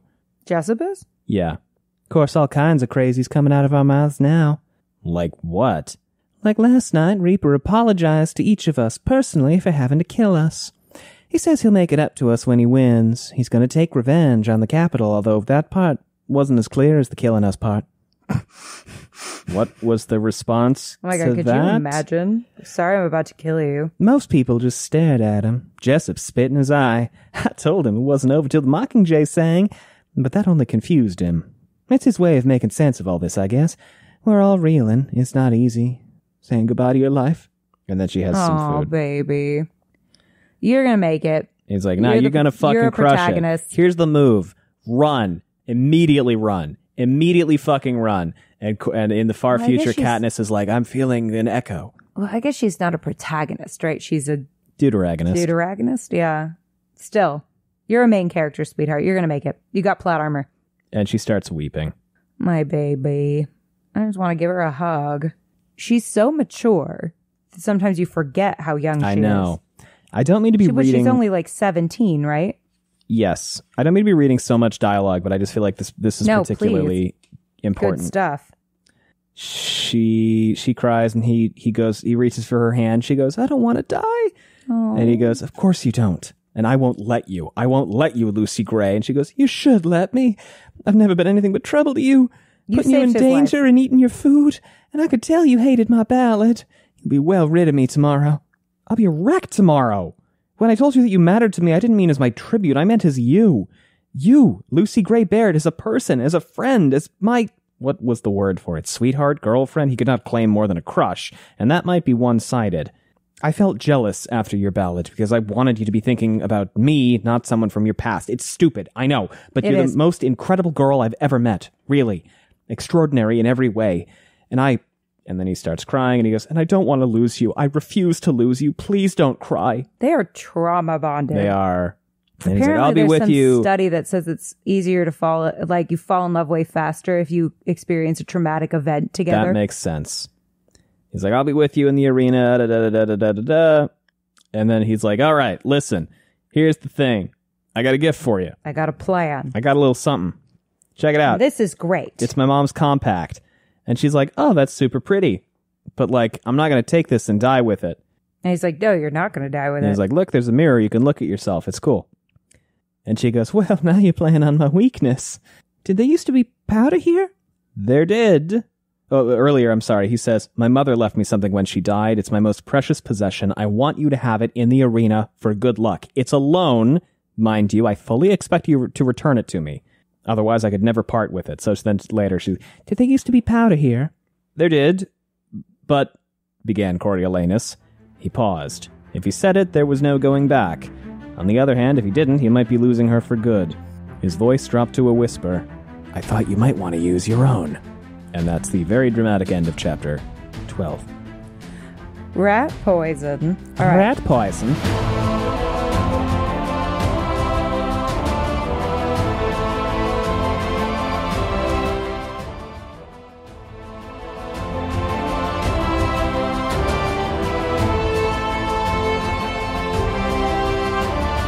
All right, Gus. Do you have any notes for us? Yeah, I have a couple, not a lot. Rose count, 9. Poison count, 2? Nope. Call the morality police. The what behind the what now?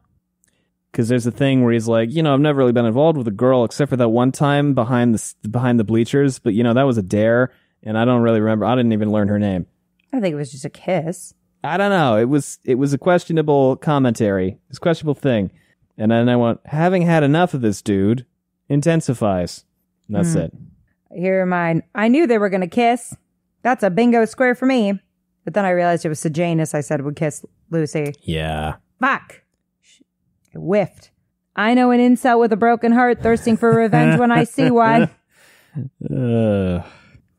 Ugh, this is making me question the feelings some mentors might develop for their tributes. Not all of them are older. Look at Finnick and Annie.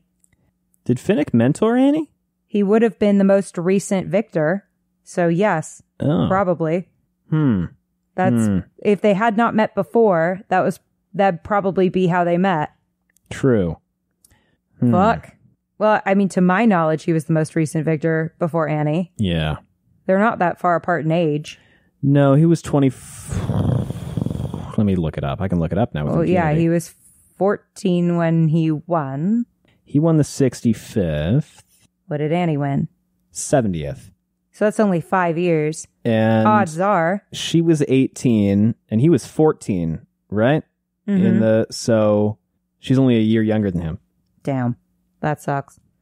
Yeah, but I mean, not just like romantic feelings, but there's like a possibility in which, like, I mean, Finnick was 14 when he won, and then he would have, I think the most recent victor becomes the mentor, right? I think that's how it works. I think so. Although I was always confused as to if there was only one mentor or if, like... Well, there's two, because there's one for the boy and one for the girl usually, but Haymitch is the only one, so he does Katniss and Peeta. So, yeah, but I'm like, you know, I mean, Finnick would have mentored potentially 4 people before Annie. I'm sure there are other young mentors. I mean, you're young at first, right? So, like, you might develop crushes on your... Could do. ...mentee. / you might have known them growing up, like Sejanus and Marcus. Could do. Or you might really care about them. Could do. What a horrible thing. Well, that's why Haymitch drinks. Truly. High bottom out here trying to give peace a chance. But I know that wench Gall is going to fuck it up somehow. Wench. Good word. She's such a wench. The candy moment feels weirdly significant with Lucky and High Bottom, and I'm not sure why. There's like some kind of like he offers him candy or something like that. We'll get there. But it felt like Lucky was pulling some kind of public power move. Sure. Let's keep an eye on that. Oh no, they got Marcus, didn't they? Because High Bottom turns to Snow and goes, your friend is the one who's yelly, right? The emotional one, I think is what he calls him. Make sure he gets a seat by the door, I think is what he says. And I was like, oh fuck. No. Go off, Clemmy. He deserves it. What a dickhead not to visit or contact her parents. You're not good. Not awesome. All right. Chapter 13, guess. Lucy Gray understood instantly. Of course she did. She's a genius. She's very good at things. She's playing Peeta's game before, like, the games are even a thing. Yes. Rose count. And she promises to give it back to him. And she says, somehow, winning the games is just too large a thing to conceive of. But if I say, I need to get this back to Coriolanus, I can wrap my mind around that.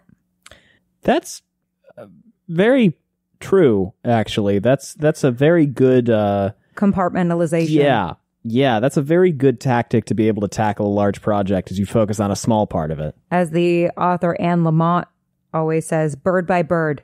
Bird by bird. You don't do the whole project, you do bird by bird.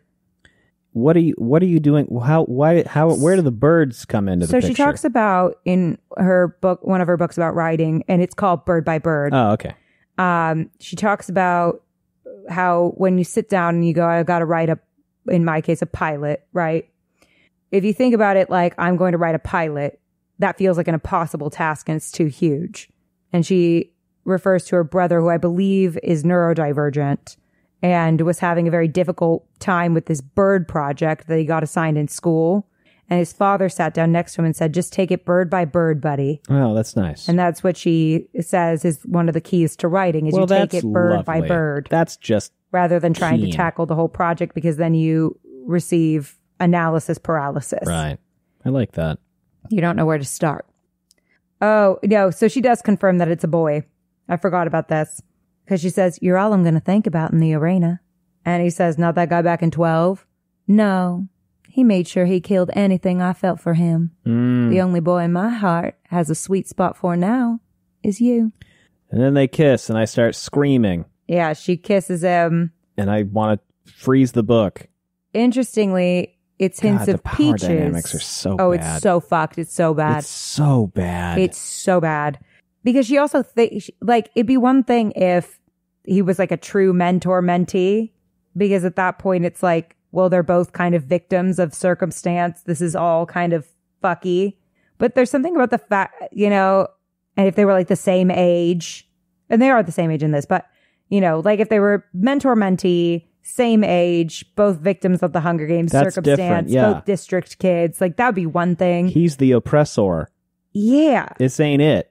This ain't good. It's fucky. Like Finnick and Annie is like trauma bond, and we root for our trauma bonded babies. But this is gross. Like, well, this Peeta is, and he Katniss, thinks of her as belonging to him. Yes. She is like property. And to even him. though he's now like actually genuinely worried for her survival and welfare, it's also like she's entirely dependent on him for her survival. And yeah, and my thing is I'm like, I don't doubt that his feelings for her are genuine, but I think that he has like, he's a walking red flag. Well, the dynamics of this whole thing are just fucked to hell and back. Like I don't think he sees her as a person. I really don't. I think he's getting slightly better at it, but you shouldn't be having to get better. No, at it. you should just. You know what I mean? Yes. Like the fact that we're like, well, he's getting better at it, at seeing her as a person. That's a problem. And to me, I'm like, there are men in this world who truly don't see women as people. Oh, that's true. They see them as extensions of themselves in some way, which is so fucking gross. It is. And I think the fact that he's specifically seized on Lucy as her successes are his successes does lead down that path at least a little bit. Yeah. Which isn't good. It is cute because he does think to himself, so this is what people were talking about. This is what made them so crazy while he's kissing her. Yeah, that's funny. That's kind of cute. But also, first kisses are normally, when you're that age, super awkward. You know, I mean, I don't know. And then they both lean in for another kiss, and the peacekeepers lead her away. Enough of that shit. They're like, no, we gave you one. No. And Festus, the worst, like nudges him and goes, that was some goodbye. Fuck Really, you. I had enough of this dude. And Coriolanus says, what can I say? I'm irresistible. Because I've had enough of this dude. And Oh, you stupid boy. And Coriolanus thinks beyond a doubt he'd crossed a line, but he didn't regret it. It had been amazing.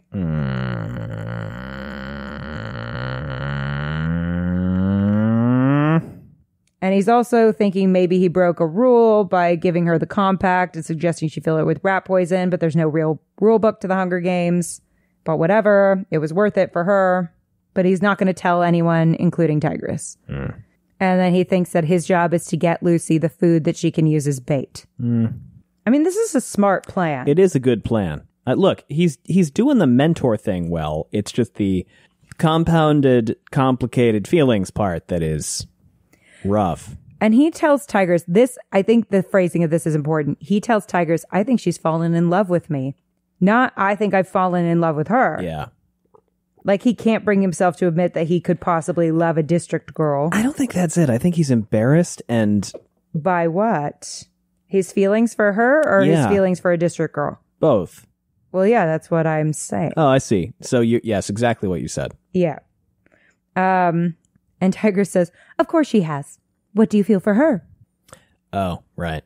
And they kind of talk about it. Because Tigress really believes that Snow is a good person. Tigress is good. She really people. Loves her cousin. Yeah.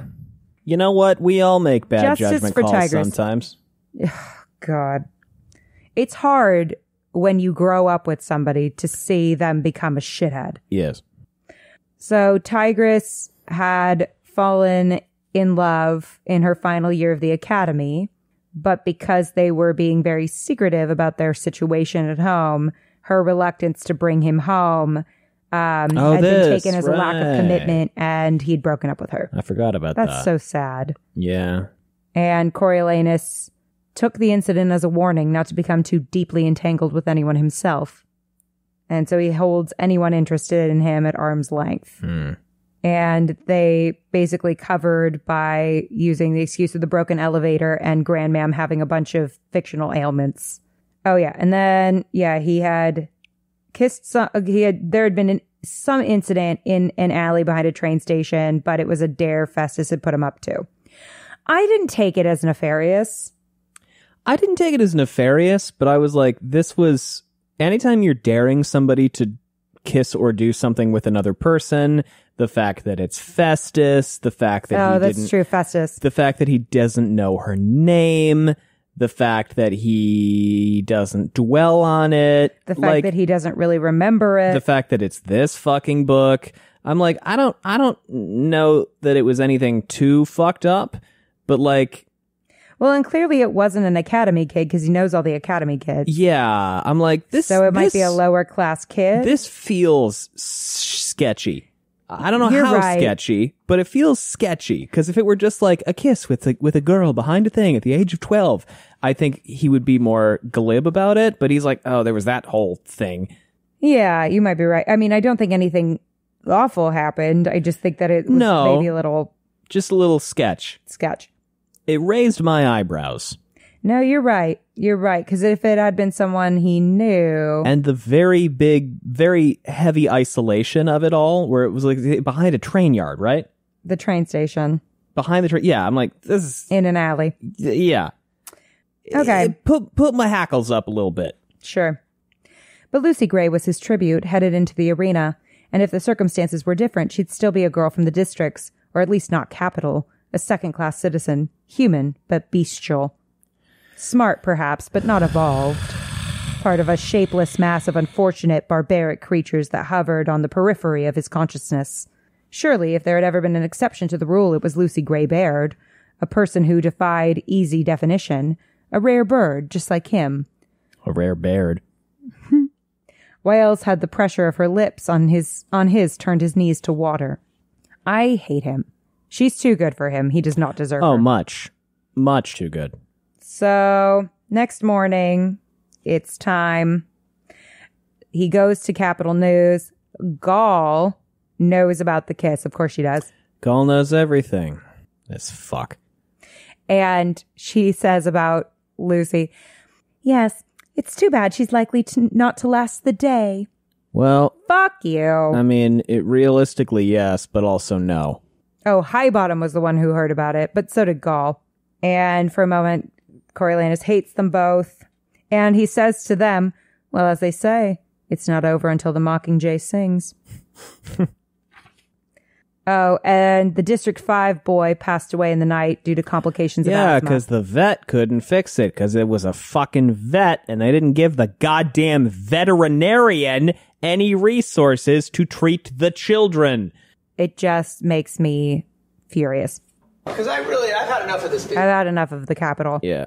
Too bad, though, says Suzanne Collins. Yeah, well, you're going to get another 350 pages of these fucks, so buckle up. So he crosses the boy off. Have fun. His name was Illy. Illy? Huh. Or Hi. Oh, yeah, the line goes through the middle of the H. Unclear. Okay. And he thinks about how this could only be good news for Lucy, that another boy is gone. Well, unfortunately, that's true from a purely pragmatic sense. Sorry, did I mention that I just woke up when we started recording this? It's not morning, by the way. It's late. I had just fallen asleep. Oh, since Coriolanus had devoted his entire interview to Lucy Gray's song, he was the only one with fresh material. Yeah, that's good. So Lucky Flickerman let him run over his time because he had something new. That's good for what it is. And Coriolanus spent most of the time talking about the Covey and emphasizing that Lucy Gray was not really district. No, not really at all. The Covey had a long history as musical performers, were artists of a kind rarely seen, and were no more like district residents than people from the capital were. In fact, if you thought about it, they almost were a capital. Oh my God. And only by a series of misfortunes had somehow landed, or quite possibly been mistakenly detained, in District 12. Surely people could see how at home Lucy Gray seemed in the capital. It's so fucking the for lack of a better term, the tribalism here. It's where he's gross. like, well, she's not part of that group, and therefore she's more of a human because she's not part of that group. And if she's not technically that group, she's more like our group, and therefore deserves... Yeah. Now, granted, here's the thing. Coriolanus is a shithead, and has always been a shithead, and will always be a shithead, and dies a shithead. But if we're thinking about it from just like a tactical perspective, yes, this is a good move. idea. This is a great move. This is a good idea. But he also, I think, believes this. And I think he's also like, yeah, so, I didn't basically kiss like a fucking possum. Like, this is definitely like a route Haymitch would have gone. Oh, yeah. If like Katniss had somehow not been. But Haymitch would have been like ripping his hair out and gnashing his teeth while he did it. Yeah, he would have hated it the whole time. Right. Whereas I think Snow literally is using this as also, like you said, justification for why kissing Lucy was okay. Yeah. Lysistrata shot him a look of annoyance as she took his seat, which he understood when he realized she was trying to tie Jessup to Lucy Gray in her interview and win sympathy for the two as a pair. Yeah. While it was true that Jessup was District 12 coal miner stock through and through, hadn't the two of them shown a natural partnership from the first bow? And who hadn't noticed the unusual closeness between them, so often absent in tributes from the same district? In fact, Lysistrata was convinced that they were devoted to each other. Uh-oh. Well, I don't know about that one, Chief. You're about 64 Hunger Games is too early for that one. Mm-hmm. She's ahead of her time. With Jessup's strength, and I'm also like, don't say that in front of Snow. He just decided he was going to make sure Lucy lived. Mm-hmm. With Jessup's strength and Lucy Gray's ability to charm the audience, she felt sure this year's victor would come from District 12. Well, I think there's a pretty good shot there. Reverse that, and it's Katniss and Peeta. It is. A lot of parallels here. A lot of parallels. Very good. Like this book. Good book. 5 screams of terror out of 5. I'm not going to play the spooky sound. I hate it. So Highbottom goes next and talks about the mentor tribute program as if he hadn't been drugged the entire time, is what Coriolanus thinks.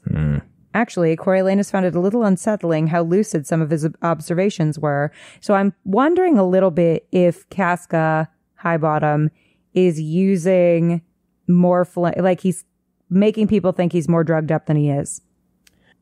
Or maybe he sees all this fuckery as an opportunity to finally start to pump the brakes on the games. Yeah, but I think, he maybe has been aware of and looking for this opportunity for a while. He is a morphling addict, but I think he might play it up a little bit. Sure. In order to make people's guards go down. Sure.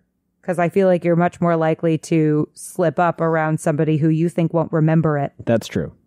He noted that the capital students had begun with certain prejudices against their district counterparts. But in the 2 weeks since the reaping, many had formed a new appreciation and respect for them. It's essential, as they say, to know your enemy.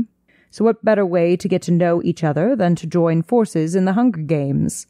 The capital won the war only after a long, hard fight, and recently our arena was bombed. To imagine that on either side we lack intelligence, strength, or courage would be a mistake. But surely you're not comparing our children to theirs. One look tells you ours are a superior breed. Don't use that word. Breed? Really lucky. Yeah, that's bad. Don't do that. That's gross. One look tells you ours have more food, nicer clothing, and better dental care.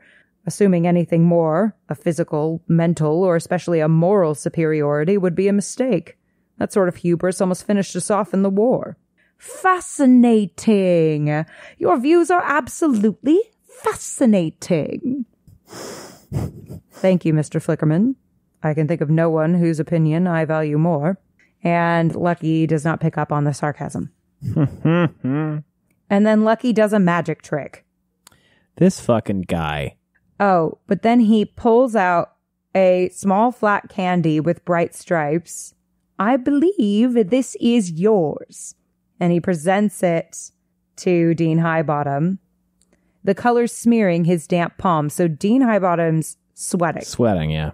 Interesting. Dean Highbottom made no move to take it. That feels... No. If Dean Highbottom hasn't taken it, then Lucky's sweating. Okay, well, that makes more sense. Yeah. But Dean Highbottom makes no move to take it. And he says, my goodness, where did that come from, Lucky? Secrets of the trade. Secrets of the trade. And he says that with a knowing grin. I don't know. It could be loaded, or it could also just be like, what is this guy fucking doing? It feels kind of loaded, though. It does feel kind of loaded, but it's also, it feels a little bit more to me. What's with the candy?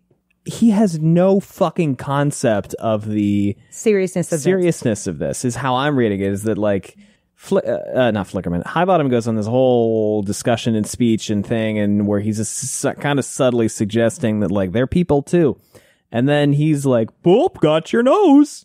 Yeah, but also it's the knowing grin and him not taking it bother me. Yeah, I see it. I'm open to it. I'm open to it. Well, because I'm like, and maybe part of it is me reading into, I saw a poster, just a promotional poster with Lucky Flickerman on it. And I think he's being played by Sacha Baron Cohen. Am I right about that? What? Which, okay, if true, hold the fuck really up. good casting. Jason Schwartzman. Oh, still also really good casting. And I get them mixed up a lot. Jason Schwartzman? Yeah. That's also very good casting. But that guy. Oh, that guy. Okay, yeah. Yeah.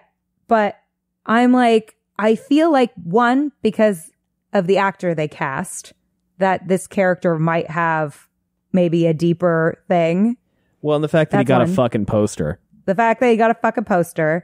And the fact that it said hungry for fame on it. Because it was all these different hungry fors. I like that. Okay. Anything that's in marketing materials is fine. We're not doing fair trailers, game. but anything that's like up on a billboard is fine. Yeah. It's fair game. So and we couldn't help it. We were going to the pumpkin patch and it was on the way. It was. And I saw it and it said hungry for fame. So that made me kind of go like, hold on. Wait a minute. Maybe there's more to this character than meets the eye. Because it also seems really interesting to me that there's a lot of news people that have been mentioned over the course of the book. And yeah, I get why they'd want someone with a bigger personality to be, and like someone who's more fun and showy. Like I get that that was probably a calculation of Gauls, but why this guy? Now I want to look up the name Lucretius. A poet and philosopher, an Epicurean philosopher. He wrote On the Nature of Things, or On the Nature of the Universe. Does not feel at all similar to Lucky Flickerman. Wait. I feel like she just wanted to give him Lucky as a name. Hold on. Believed that the greatest good was to seek modest, sustainable pleasure, freedom from fear, and absence of pain. That feels like what he's trying to do to the Hunger Games. Kind of, yeah. Make them palatable. Sure. I'll take it. Generally withdrew from politics because it could lead to frustrations and ambitions that would conflict with their pursuit of virtue and peace of mind. Kind of feels apt. Yeah. I think Suze does things on purpose. By and large, yes. Yeah, so then after that... and also... Wait, who's Felix? Coriolanus finds himself with Felix and Dean Highbottom. The two seem to know each other socially, and they largely ignored Coriolanus while they caught up on gossip. Who was Felix? Felix.